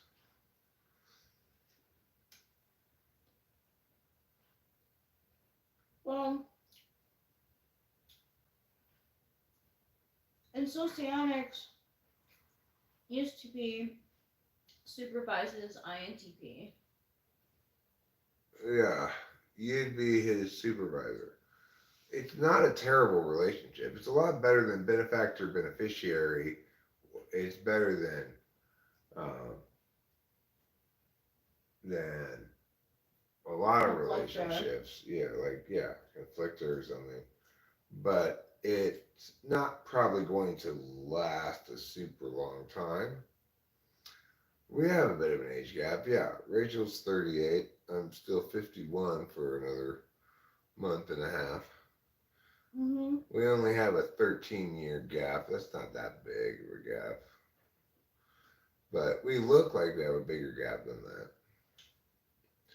I was thinking about busting out the hair trimmer and giving myself a haircut. That'd be entertaining. Yeah, I guess I could do it right now. I was saying like I should have said I had been thinking about doing that today, but I guess I never got to it. But I could do it now. I'd have to go outside, but I could do that with the phone and plug in the trimmer. Do it outside so I can cut my hair over the trash can. So Mm-hmm. it's trash. Hair is messy. Hair is the pine needles of.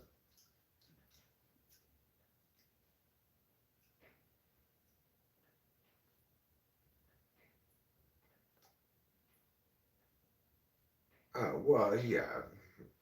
I'm not 26 though. I am instead 51. And Rachel was already into her 30s when we first met. She was already 34, 35. Yep, I was 34.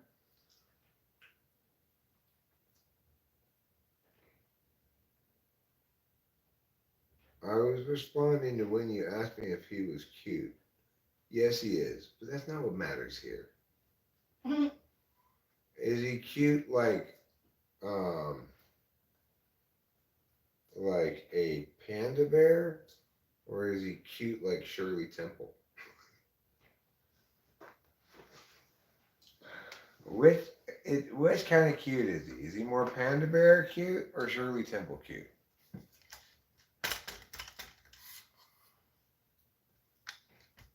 Does he have painted in cursive letters on the side of his car the good ship lollipop? Oh my god, I haven't heard that term in so long. You'd be better at stand-up than that Tim Dillon guy. Tim Dillon was really good. He was really good, but you'd be better, just FYI. Well, thanks, darling. You're welcome. You're so supportive. I don't know if I'd be better than that guy, but I think I could be better than the guy who opened for him. That's for sure. I don't even remember there being an opener. That's how bad it was. You never been with an older woman? Well, I dated a 112-year-old lady for about 3 months one time. It was between my first girlfriend and my first wife. I was 21 and she was 112. And mostly what we did is we went to Sizzler. And she was really into pegging me with her cane. I said, "Hey, lady, that's not where that goes." But she was deaf. She couldn't hear me. Oh no.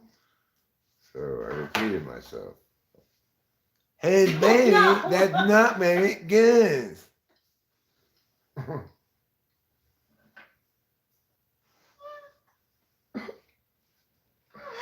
I can't.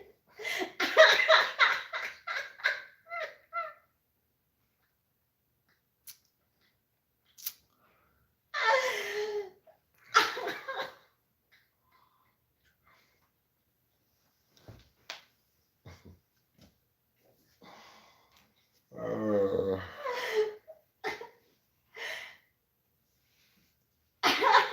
okay. I'm glad that you're dating you, Ruben.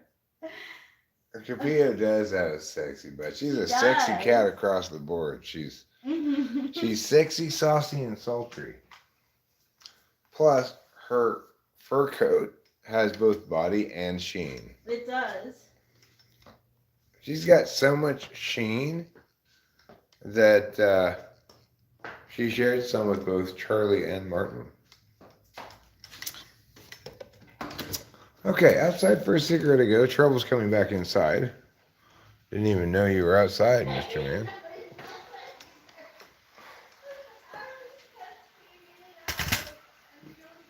Maybe the laundry room's left open or something like that, or the garage door. That happened. That happened the other day. Capillo came inside and she was all wet, and I was like, "Were you even outside? How did you get outside?"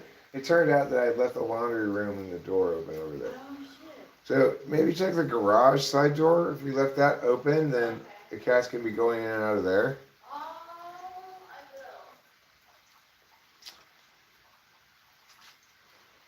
I will. Or it could be ghosts. Cat moving poltergeist, there's also a possibility. Space-time vortex of some sort. Portal. You know. Could be alien cat abductions. It could be that both of our cats are actually Sasquatches disguised as cats. As you know, Sasquatches have a variety of superpowers, including cat transportation, in which they instantly transport a cat from one location to another. Or cat, of course, being charged a fee of 2 meows per 10 miles.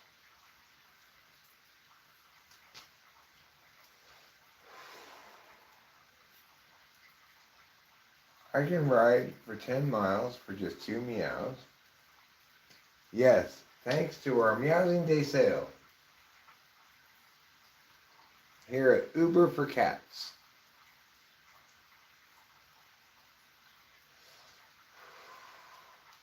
Are you tired of having to drive your cats places? Well, now you don't have to. Thanks to Uber for Cats.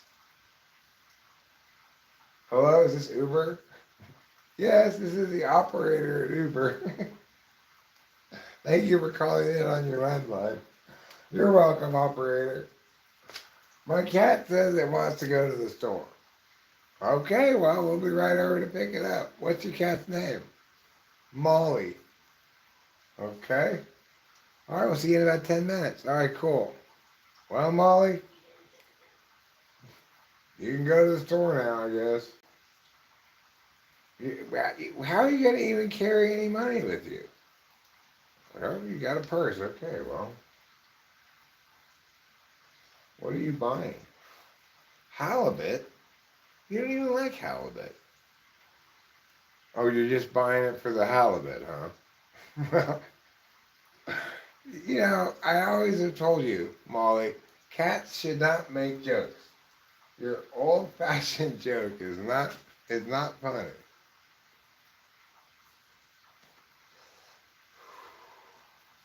Well, you can meow about it all you want. I'll see you when you get back from the store. 15 minutes later, Molly comes home. She's got a 20-pound bag of lemons with her. Where did you get all these lemons for, Molly? No. Well, if only I spoke cat. So this story ends in a mystery. Why did Molly take Uber to the store to buy a 20-pound bag of lemons? We can ask, but the only answer we'll ever receive is meow. It's a pretty unsatisfying ending, but it's all that God lets us know.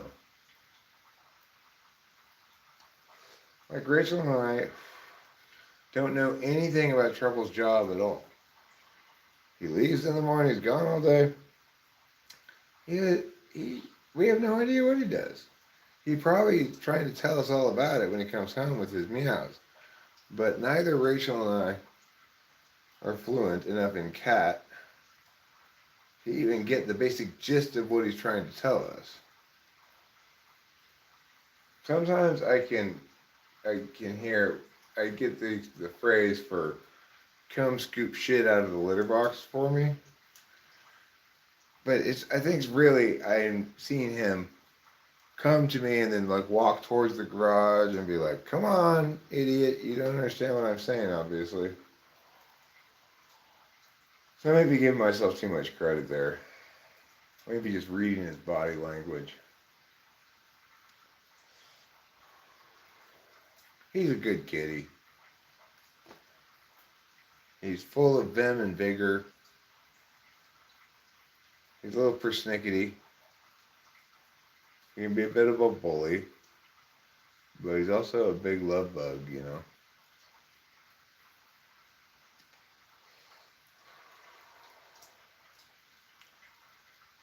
Anyhow.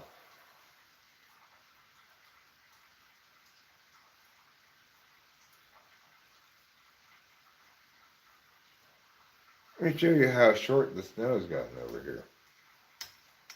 It's gotten so short. I used to be like 4 or 5 feet tall.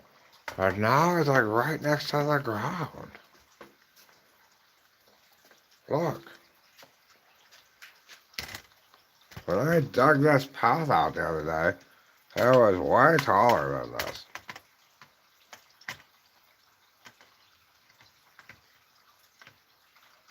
Just stay there. Do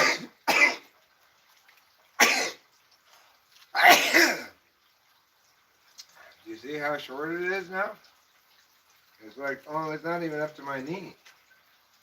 It's just up to the middle of my shin. Now, that's a short sack of snow. We need to get our propane tank refilled, but I'm a little worried about this pushed snowdrift here, that it may prevent the propane truck from reaching the propane tank. I know they have a fairly long hose, so they could probably stretch the hose over the snow, and they're probably accustomed to doing that. But I'm hoping the rain will stick around long enough to wash away a little bit more of those big chunks of snow right there. That would be helpful. I've decided to just park my car in the rain because I wanted to have more room to move around in the garage in part. That's part of the reason. But when Rachel and I drove to town today, a piece of the road between here and I think it's between here and Triangle Road has been washed away by running water. It like eroded underneath the road and the side of the road fell into the water. It was something like that.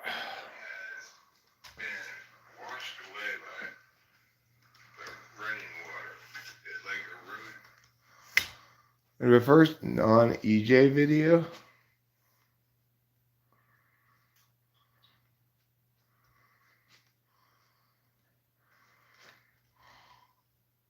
Huh. So that EJ R&D archival guy made a video about me? That's interesting.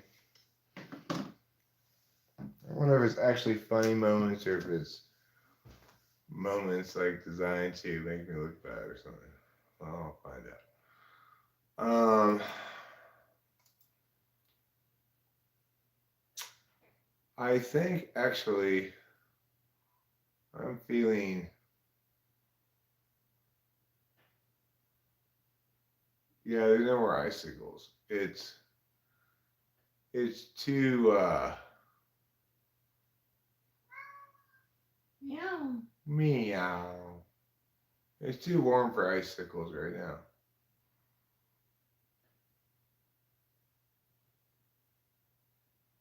And you've had better moments in my opinion. I only saw about half so far, and you've had a lot of moments. Though, well, I'll check it out. I guess I could probably watch it without incurring any kind of a strike if it's just me talking. If the guy talks, then she's a lady.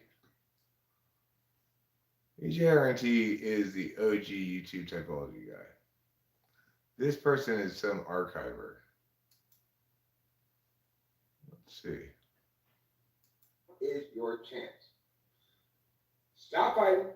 Stop kamikazing. You're digging yourself into a massive hole. You're looking absolutely terrible with your lies and your nonsense and your attack on my daughter and my father just because you're mad at me. Never justified to do something like that. Never. You know this, but you're in denial right now. You're trying to hide from the truth. And that will always blow up in your face. So again, the door's open. You can come make a video with me where you apologize, acknowledge all this shit, retract all your lies, and work with me to try to become a good person. Or you can keep your mouth shut and never contact me or my father or anybody else I know ever again. Or you can get countless more videos like this, in which I drive home the point of your lies and malfeasance and your moral bankruptcy for everybody to hear because it is just right and true. So, Becky, time to grow up. Today's your day to grow up. That means you stop fighting me, you come in, head hung low, dragging your feet, dragging your tail between the legs, and try to see if you can get some redemption by throwing yourself on the mercy of the court. I'm the court. Mm-hmm. Why? Because you pulled that fucked up shit on the wrong guy. That's why.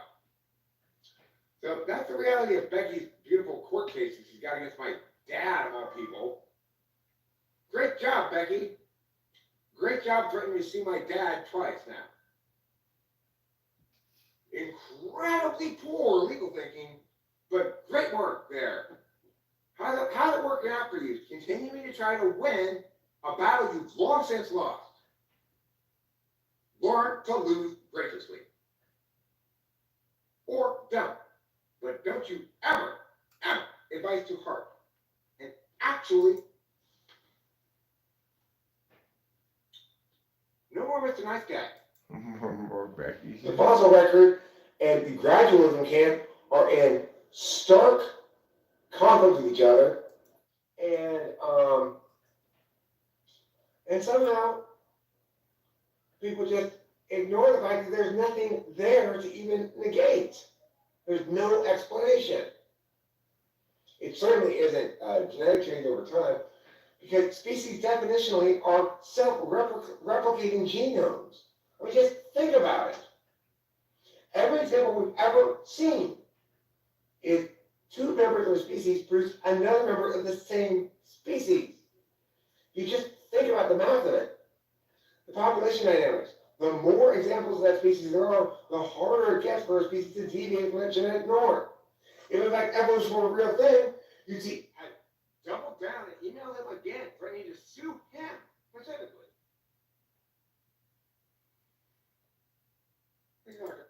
They're not looking to engage me. They're not asking me reasonable questions. They're looking to attack. The people who are looking to actually engage me and ask me reasonable questions, I answer those questions.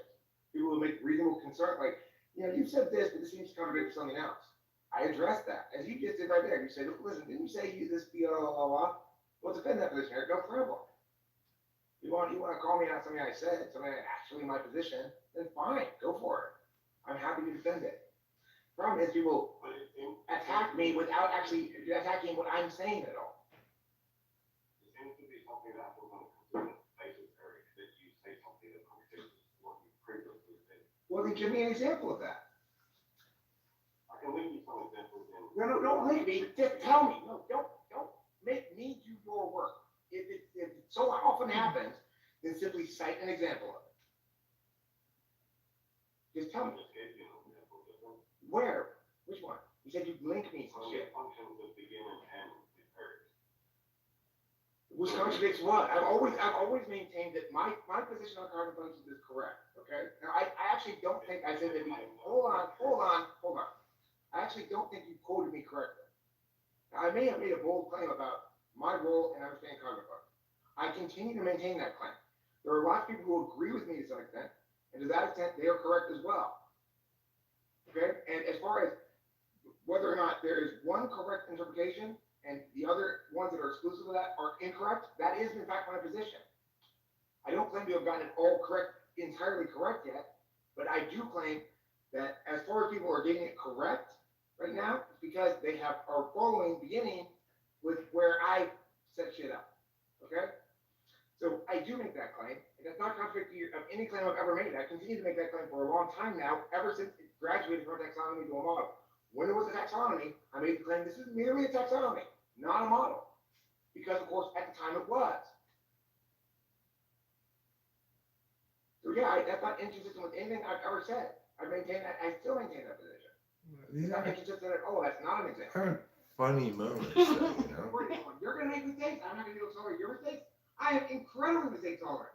The problem here is the mistake you made was I made a mistake, maybe, and what you did instead of talking to me about it and rendering it as a deviance from who I am and what's normal and something to be addressed and dealt with together as a team, you left, you packed the bag to the middle line as a teammate, you left and ran up the dark and thought about it and then broke up with me without even talking to me about it. I guess because I don't know how long Ah, I actually geez. sit with it. So if you were to go to take the next person, there's no, I'm just a person. Do it. Except there's this one area where you're not, which is you're not respecting the boundary I made clear from day one and made clear ever since. I need to feel safe. There's nothing funny about any of those moments. I mean, I don't think they represent me badly. I'm laying the lumber in various capacities, but to title it Eric's funniest moments is to position this as something to be laughed at, right? So there's probably a bit of an attack implicit in it. No, it's not Taylor. That was Becky at first. And then it should be tense moments. Yeah. That was Eric's tensest moments or something. Those weren't my tensest, but those were some tense ones. I expected that last one to be Kimberly. But I recognized it as the Arcadia House. I was confused for a second. I knew it was one of our farts. One of our fights right away.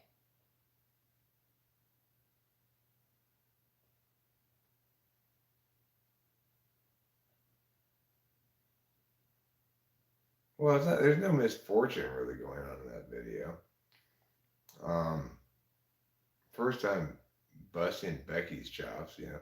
What they're trying to do is say, this guy shouldn't be taken seriously, so that when he's talking seriously, we should view that as subject to ridicule. So, well, that's fine. That's fine, Mac Daddy. Look, I'm not saying that somebody might. It's not possible that somebody would find those funny, but certainly the last.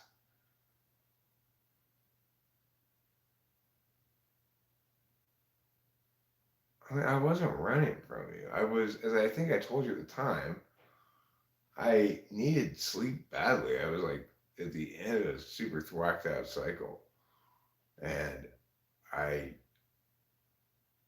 I, when I did get some rest, I did talk to you.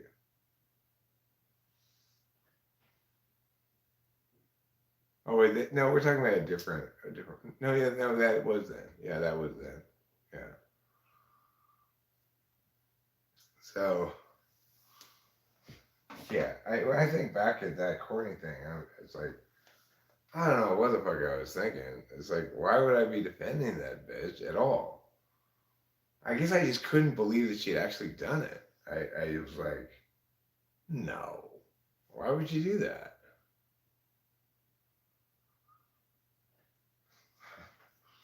I don't know. It was a different time back then, you know. Things were a little bit more Wild West back then.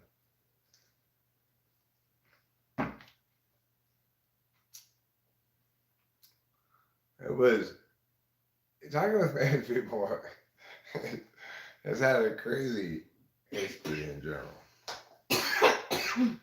It's been a wild place.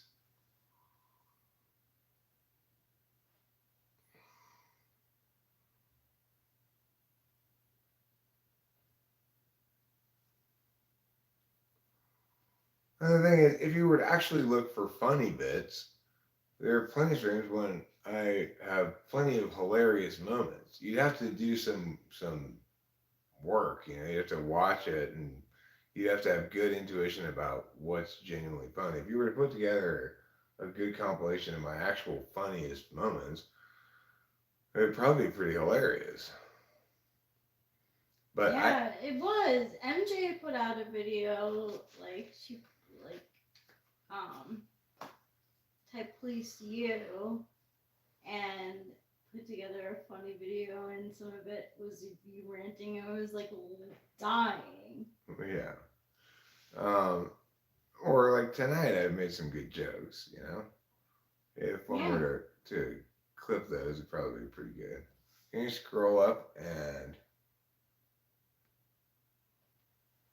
you have to go back to 206 ish? What's that mean? 2016 ish. Oh. The time you yelled at that Michael dude on here was hilarious. I laughed for days about that. um,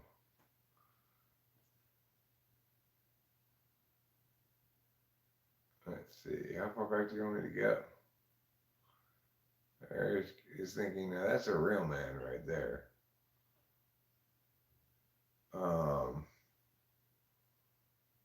Let's see.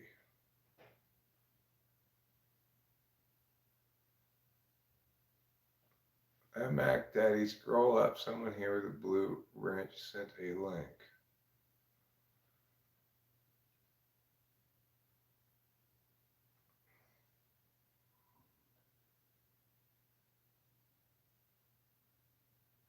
Let's see.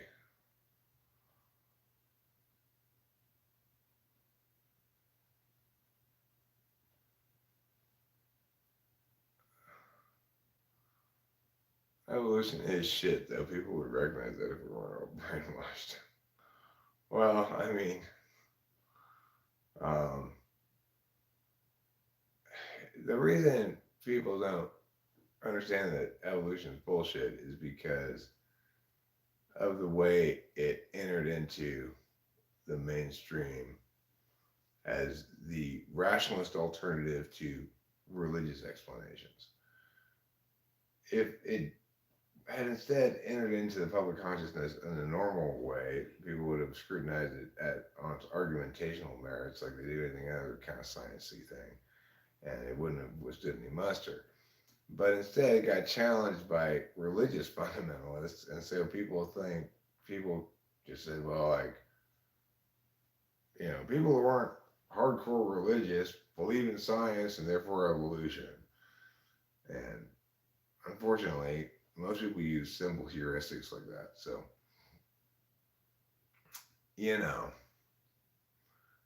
such is the nature of meow.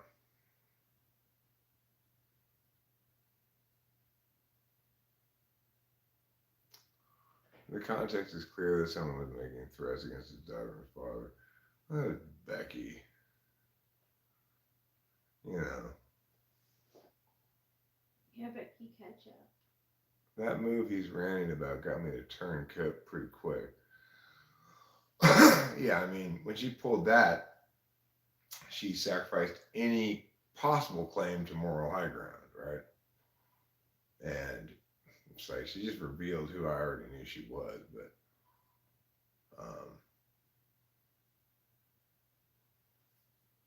and then at the very end, she's like, when she it was dawning on her that she was fully defeated here, she was like, I'm traumatized and have PTSD.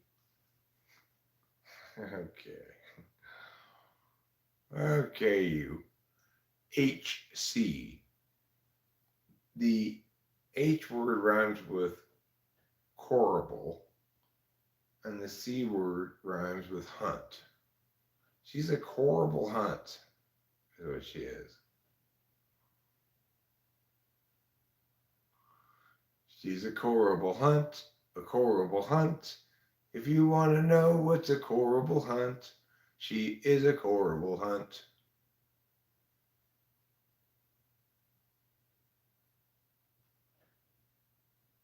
Is like the last video on there to like get to me, like one of those ploys again? Well, Taylor, I genuinely thought that you were proud of all that shit and were not being private about it. I didn't know that you were being all sneaky about shit. You didn't convey that part to me. You just conveyed to me stuff that I assumed, because you conveyed it with so little confiding, that it wasn't a secret.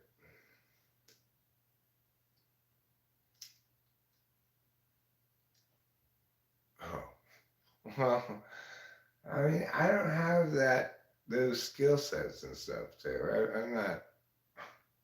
I'm not. I've never tried to work out the mechanics of receiving more nudes, so my intuition wasn't good enough to intuit that sustaining the secrecy of that was necessary for you to continue receiving naked pictures from girls. I didn't intuit that either.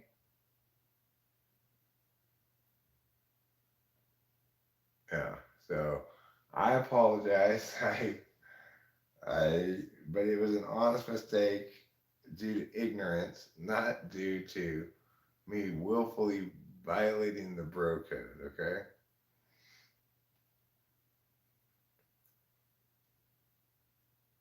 You want nudes, meet up with the person. Okay? You send me naked pictures of you? No, but you can come here and take naked pictures of me.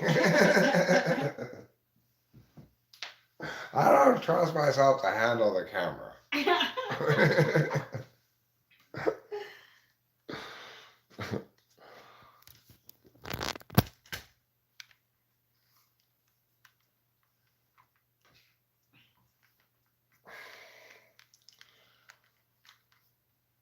Okay, come on. I'm undressed. Take a couple quick pictures and then go. So I'm really here just to take nude pictures of you? That's what you wanted, right? Then you try to get me to do your work for you. Okay. This isn't nearly as sexy as I thought it would be. I was expecting this to go down differently. Hurry up! I gotta get my herders in and go to bed for I got work in the morning. So what? You want boobs? Yeah. Here's my boobs. Take a picture, quick. Okay. Zoom in. Right down here. Get the badge. There you go. All right. Off you go. I got shit to do. That is the weirdest way anybody's ever sent me nudes.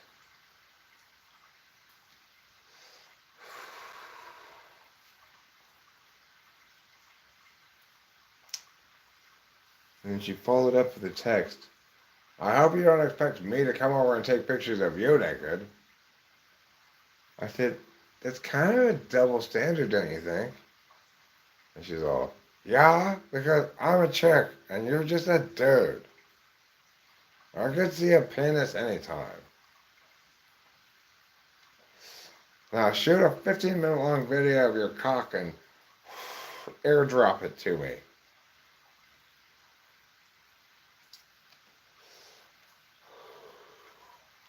That's a bossy lady. A bossy lady with odd protocols regarding sexting.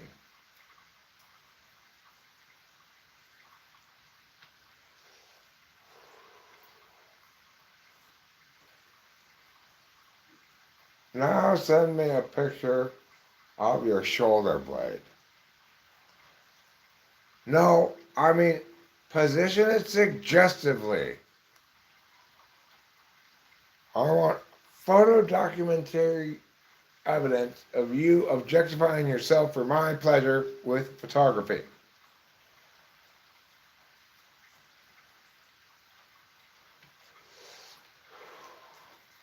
And that's how Rachel and I met. Before I knew it, I was sending her pictures of my shoulder blades in the most suggestive poses I could come up with. She also wanted very up close, detailed photos of the backs of each of my knees and the arch of my foot. She then compiled those into a deformed creature made of nothing but arches, shoulder blades, and schlongs. Commanded me, evolve into this! And that's how I became the man you see today before you. I started off as Pikachu, I evolved into Charmander, then into Charmeleon, and finally Eric.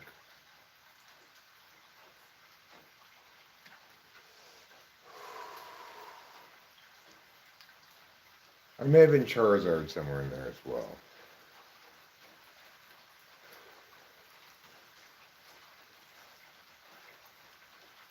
You know, I've had a lot of troubles in life, a lot of problems, a lot of hurdles that I've tripped over. And I blame school mostly for it. You know, back when I was in 5th grade, there was a confusion as they were separating the kids to go to their 2 birds and bees classes, and I got sent to the girls one, and I only recently learned that the reason my tampons keep coming out with poo on them instead of blood is because I actually don't have a menstrual cycle. It's not just really late, you know?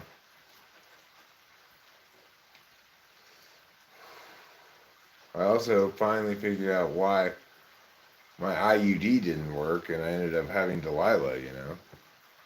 It turns out only the woman can get pregnant. But that's what happens when you get sent to the wrong health class at an impressionable age. Everything I learned was wrong. I don't know how many heart-wrenching hours I spent trying to breastfeed Delilah to no avail.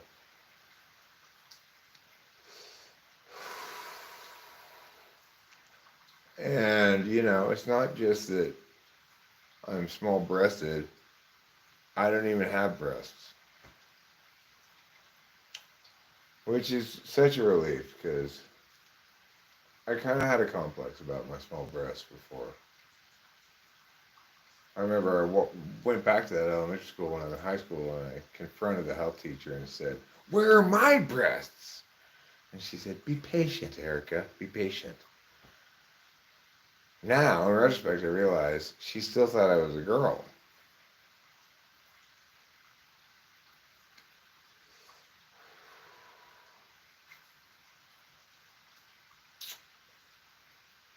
It explains a lot of the troubles I had. Also, like, in health class, they said, whenever you drink alcohol, just keep drinking until you're blackout drunk. And I followed that advice, and it was terrible advice. I can't believe that was part of the health class curriculum. Fortunately, it wasn't a complete loss. I got to see Cold Water, It's a Watery Grave, one of the greatest health films of all time, and featuring the following absolutely spectacular song. Cold water, it's a watery grave. Yeah. In other words, if you go boating, wear a life jacket. Also, bring a warm pair of wool mittens and some other insulating clothing or something in case you fall off the boat. Because you may not be aware of this, but hypothermia can occur in less than 1/10 of 1 second in water, even as warm as 75 degrees. That's how dangerous falling into water is. I remember one summer, it was 110 degrees outside. The pool water was 93 degrees. I jumped in and I almost immediately died of hypothermia. So you got to be really careful. Anything shy of a jacuzzi is you run the risk of sudden adult death syndrome. Sudden adult hypothermia syndrome. That's sad, right? Yeah. I've sent one dick pic to Katie when I got out of jail and was in rehab and she was on the run. I figured she had earned it and she felt satisfied when she saw my dick sitting on her phone. Sending dick pics from jail, sending dick pics from rehab, sending dick pics from wherever I be. 'Cause darling, you may be in California, but my penis is wherever you are knee. That's your song that you sang when you sent the dick pic. It's a really good pick song. Rachel and I revealed our nudities to one another on video conference. Yeah. So there was no need to send still images. It was just me and Rachel and my dad. Those were the only people that were there. My dad wasn't there, actually. Rosé says, my dick is long, but it can't get from New Mexico to Kansas. Well, it can. It just has to drag the rest of your body along with it.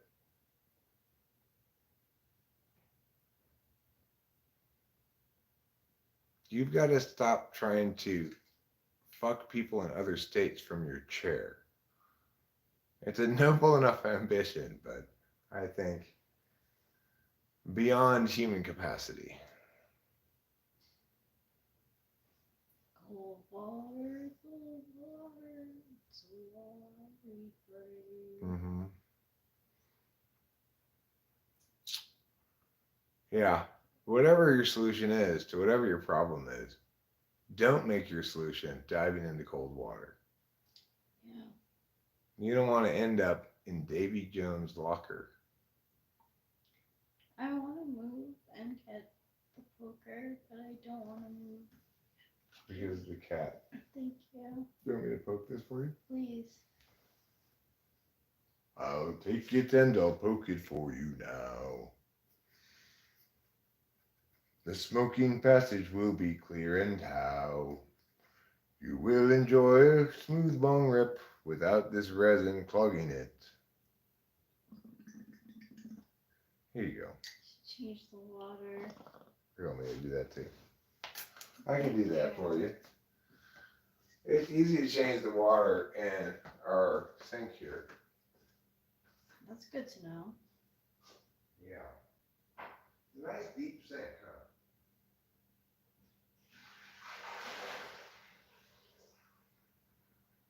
huh? Make it drive itself back, Daddy. I just got a visual of like a cartoon.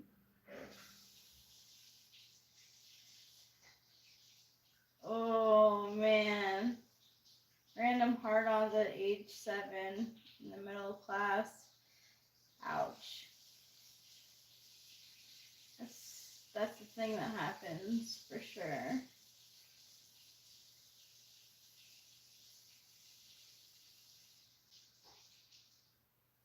There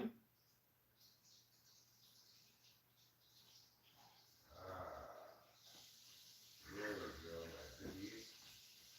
Out you come. There we Where are you going, Trouble? Leave PP alone. Trouble's coming in to follow PP.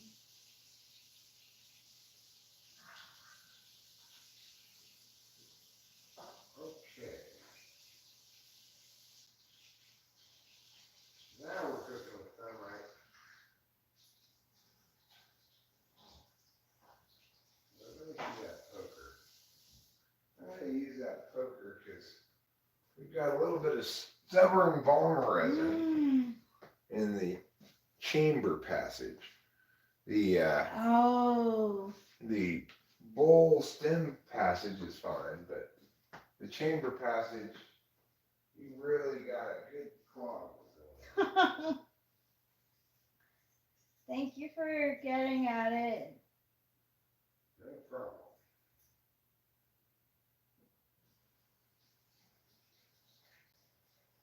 There we go.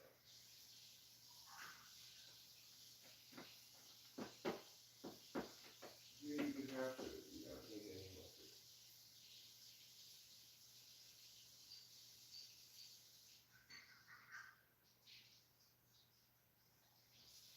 Hi, Trubs. You're a toddler trying to help in the kitchen.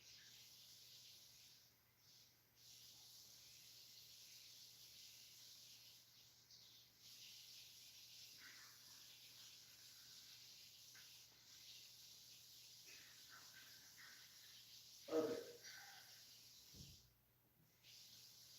Move it along, Scale. Move it along.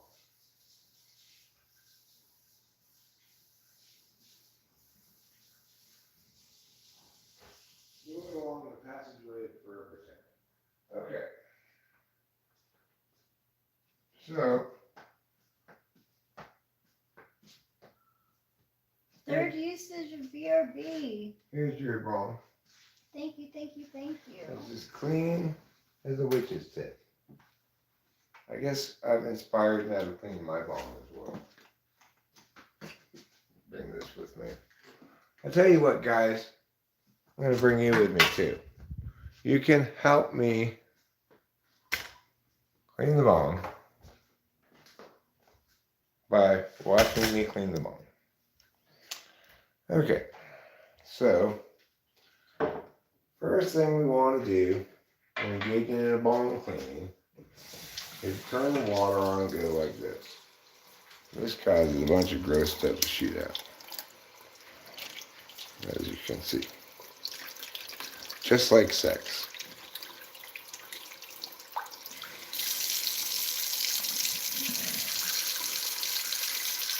A good definition of sex is The activity that causes a lot of gross stuff to shoot at.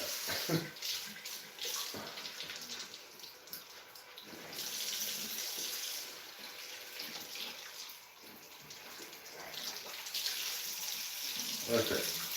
My bond's actually reasonably clean. I cleaned it not that long ago. But you gotta get to the meanders here because nothing in nature is quite so sticky as bong resin, except for banana slug slime. Oh my god. Like the only thing that's sticky is bong resin in all the world. Okay.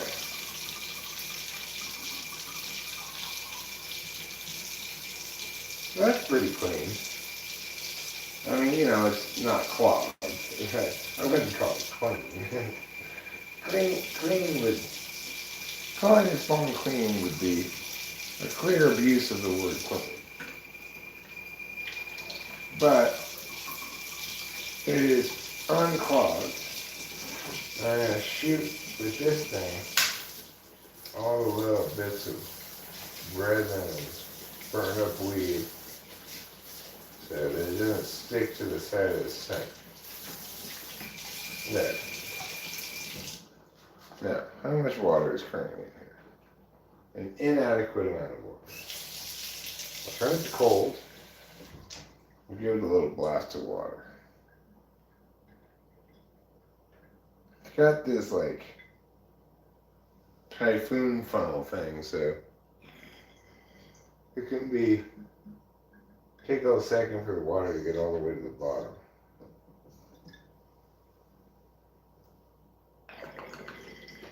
That seems about perfect. That's the perfect amount of water. Now, let's go back to the living room and let's smoke the perfect bong rip. How are we going to do that? Well, we're going to start with an unclogged bong. It's all cleaned up. As Eric defines clean. Not as other people define clean.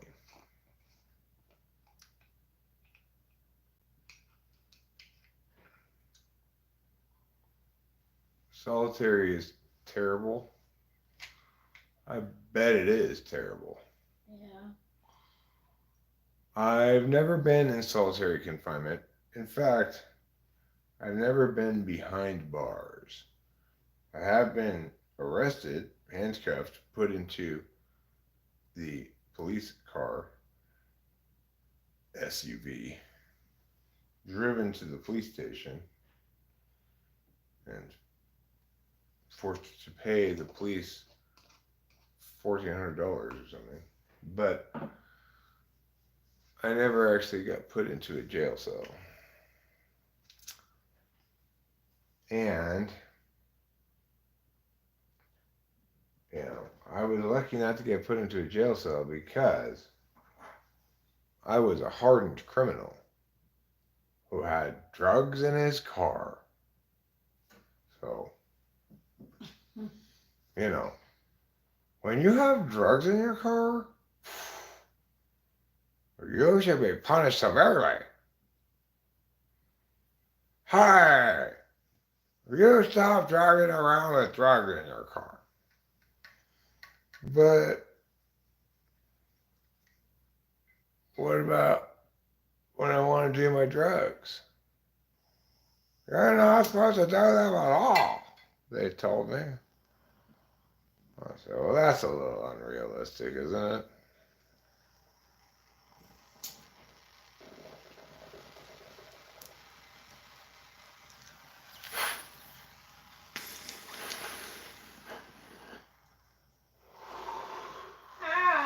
I'm just glad I wasn't arrested in Pratt, Kansas. It would have been a much worse experience, I'm sure, than when I was arrested by the Oklahoma State Police.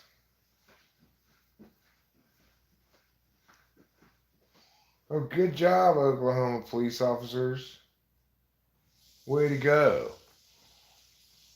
You broke my car and charged me $1,400 just to drive out of your stupid state.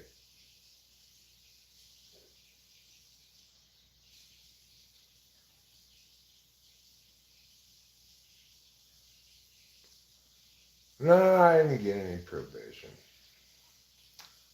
I just got paid a fine and get out of here.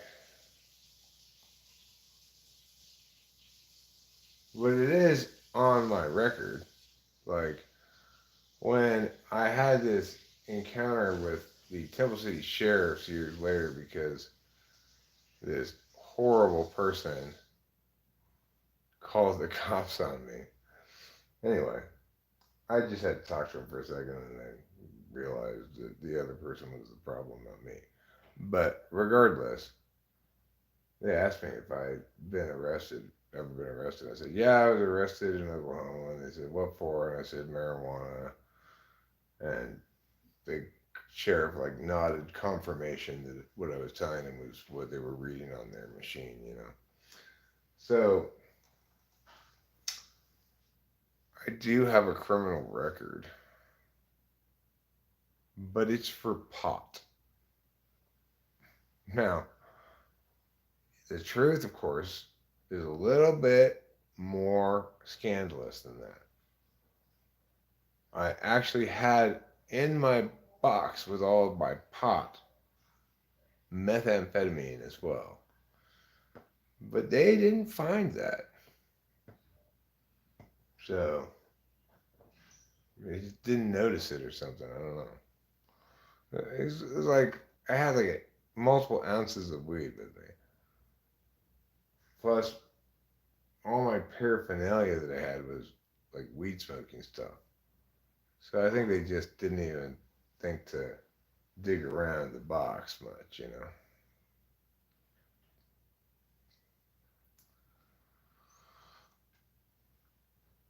Flow State was sentenced to 3 years corrections, which OS like super probation run by DOC, not the county. I got off in about 20 months though with good behavior. 20 months?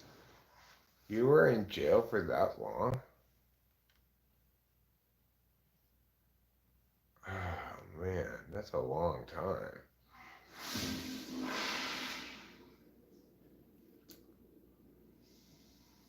I'm sorry that happened to you.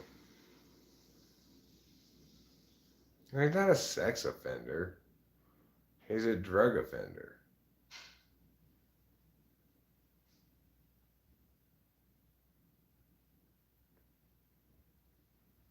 Twenty months seems very light for drugs.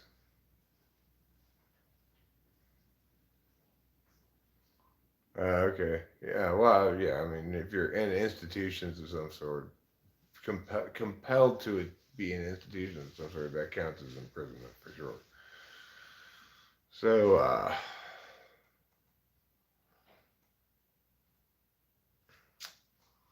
yeah, Taylor was both,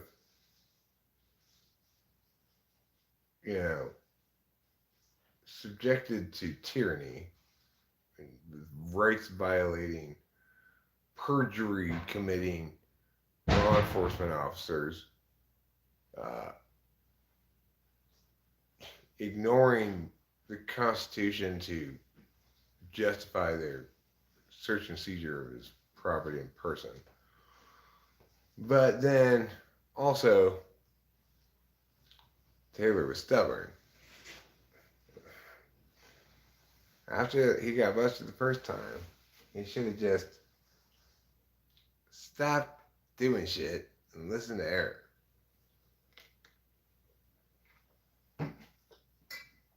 But he's an SE dom. Doing shit is what he does.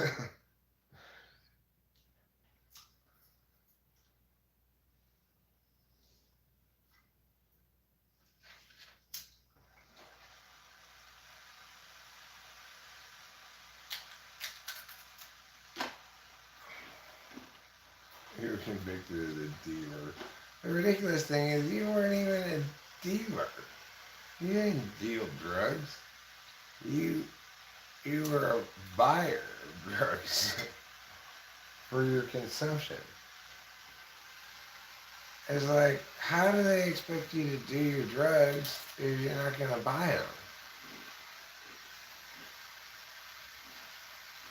Surely buying and doing drugs isn't illegal. What it is, it shouldn't be that illegal.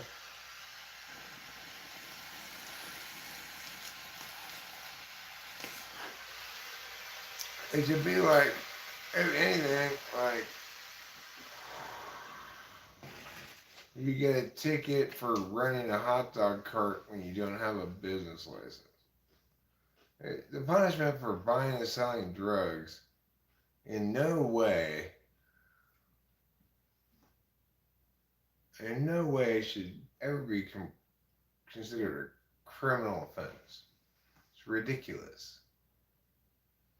It is ridiculous. Two individuals engaging in some sort of consensual commerce in which no rights are violated cannot possibly be a crime.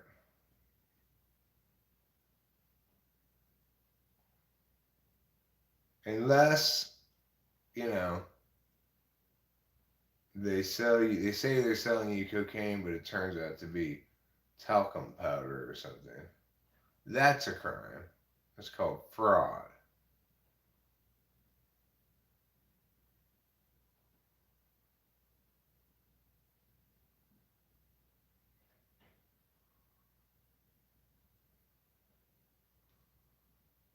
Yeah, well, of course. That's very TI tool. I like specifics from others. I don't always like giving them though. The thing is, the way I like to put it is, I don't necessarily want to do other people's work for them. So I ask them questions to get them to be specific about something, to pin them down on what they mean when they're being evasive, vague, or just mush talking, you know. But I don't see the need to volunteer specifics that they might find useful to know, because just as I have asked them questions to determine the specifics, I expect them to ask me questions to determine the specifics. And of course, people in general are pretty bad at asking questions. So,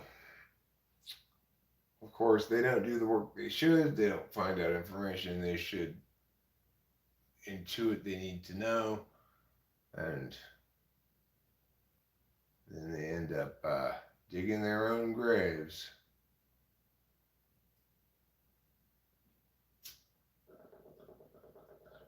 You know, I can be very naive in a lot of ways, but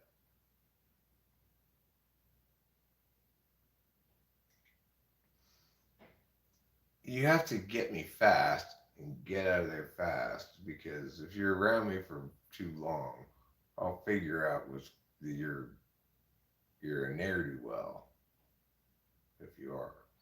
I'm thinking specifically right now of Janet. Oh yeah. Janet was a real ne'er-do-well. She was a no good Nick as well. No good, Nick, indeed. She tried to rip us off for like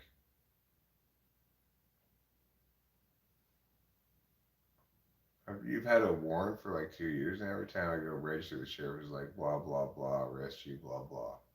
They never do. Different jurisdiction, too much work. There's nothing sexy about arresting someone for a parole violation.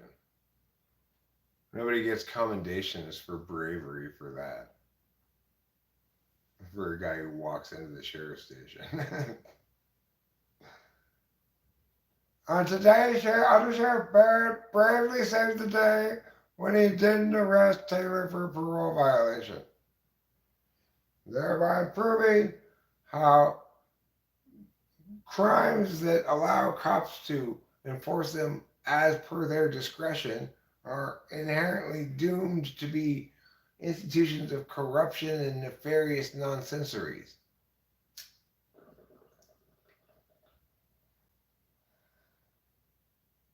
Under Sheriff Barrett, he's a perjurer.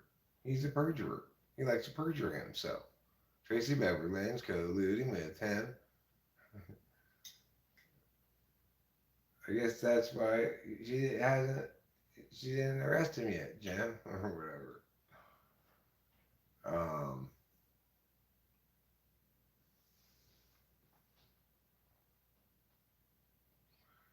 Yeah, there's a lot of chicanery going on in the law enforcement business. Less so now than before all that BLM stuff. One good impact of all that BLM stuff is I think the cops are much more hesitant to be violent with people than they were prior to that, because it has a lot more media traction now than it used to.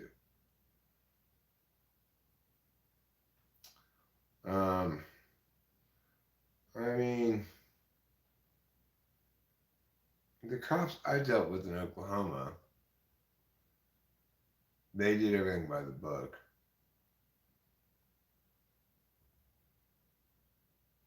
And I could never come up with any good, really strong reasons why, any way I could have fought that thing, you know. Which is just as well, because what I really wanted to do was get the fuck out of Oklahoma before they find that meth. And I did that, and I made it to Arkansas. And as they're having damaged my rack and pinion, tore through the first of several tires I would burn through on the way back to home, you know, before the rack and pinion itself broke and I had to get that repaired. In a wonderful town known as Olathe, Kansas. Yes, Olathe, Kansas. That's the place that I sing that song about. It's on that playlist.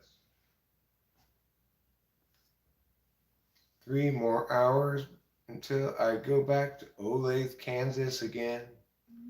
3 more hours to sit here in this basement with my friend. 3 more hours and then I'll go back to Olathe again. I forgot the tune of it a little bit. Anyway, it's a good song. I like it. It is a good song. I almost died driving back to Olathe, Kansas. I'd been up on speed for a while and I fell asleep while I was driving and I almost crashed into this culvert embankment thing. Oh gosh. Yeah, I woke up and I was like hurtling towards this concrete barrier thing and I screeched on the brakes. It was pretty sketch. Pretty sketch. Then I pulled over in this weird little like a wheat threshing town or something. You know, it's like the only industry in this little town in Texas, in Kansas, is some sort of agricultural thing. Like they process wheat there. They got silos and some, you know, there's like 2 little stores and that's it. And I pull over and I just park by the curb on the one street there and crashed out of my car for a couple of hours, sleeping. When I woke up and resumed my drive to Olathe, Kansas. That is one of the times in my life that I almost died. I can think of another one when I was on a motorcycle, my old Honda, where I just barely got past this car and onto the off ramp and it almost clipped me. You live 1.5 miles from Olathe now? It's actually pronounced Olathe, by the way. But I didn't know that when I originally told Taylor, oh, I'm in Olathe, Kansas, and he had no idea where it was because it's not called Olathe, it's called Olathe. And then when we finally figured it out, I didn't crash. I just barely missed. Like this car was coming here and I cut in front of it. So it must have not clipped me by a centimeter, you know. And if it had clipped me, I would have died. I was flying on the thing, you know. So I was drunk too. Unsafe behavior. I've never been tased. I've been amazed before. I'm amazed. Oh my gosh, that's such a good amazed face. I've been dazed, blazed. I've been phased. But I've never been tased.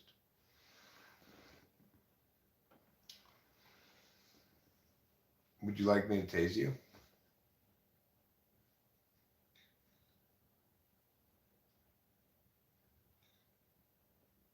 I almost died when I walked in front of a firing AK-47. You didn't notice you're in peril though. Someone else didn't save your life. Was that someone else you? I didn't even know it happened. Is that happened? Yeah. I'm not really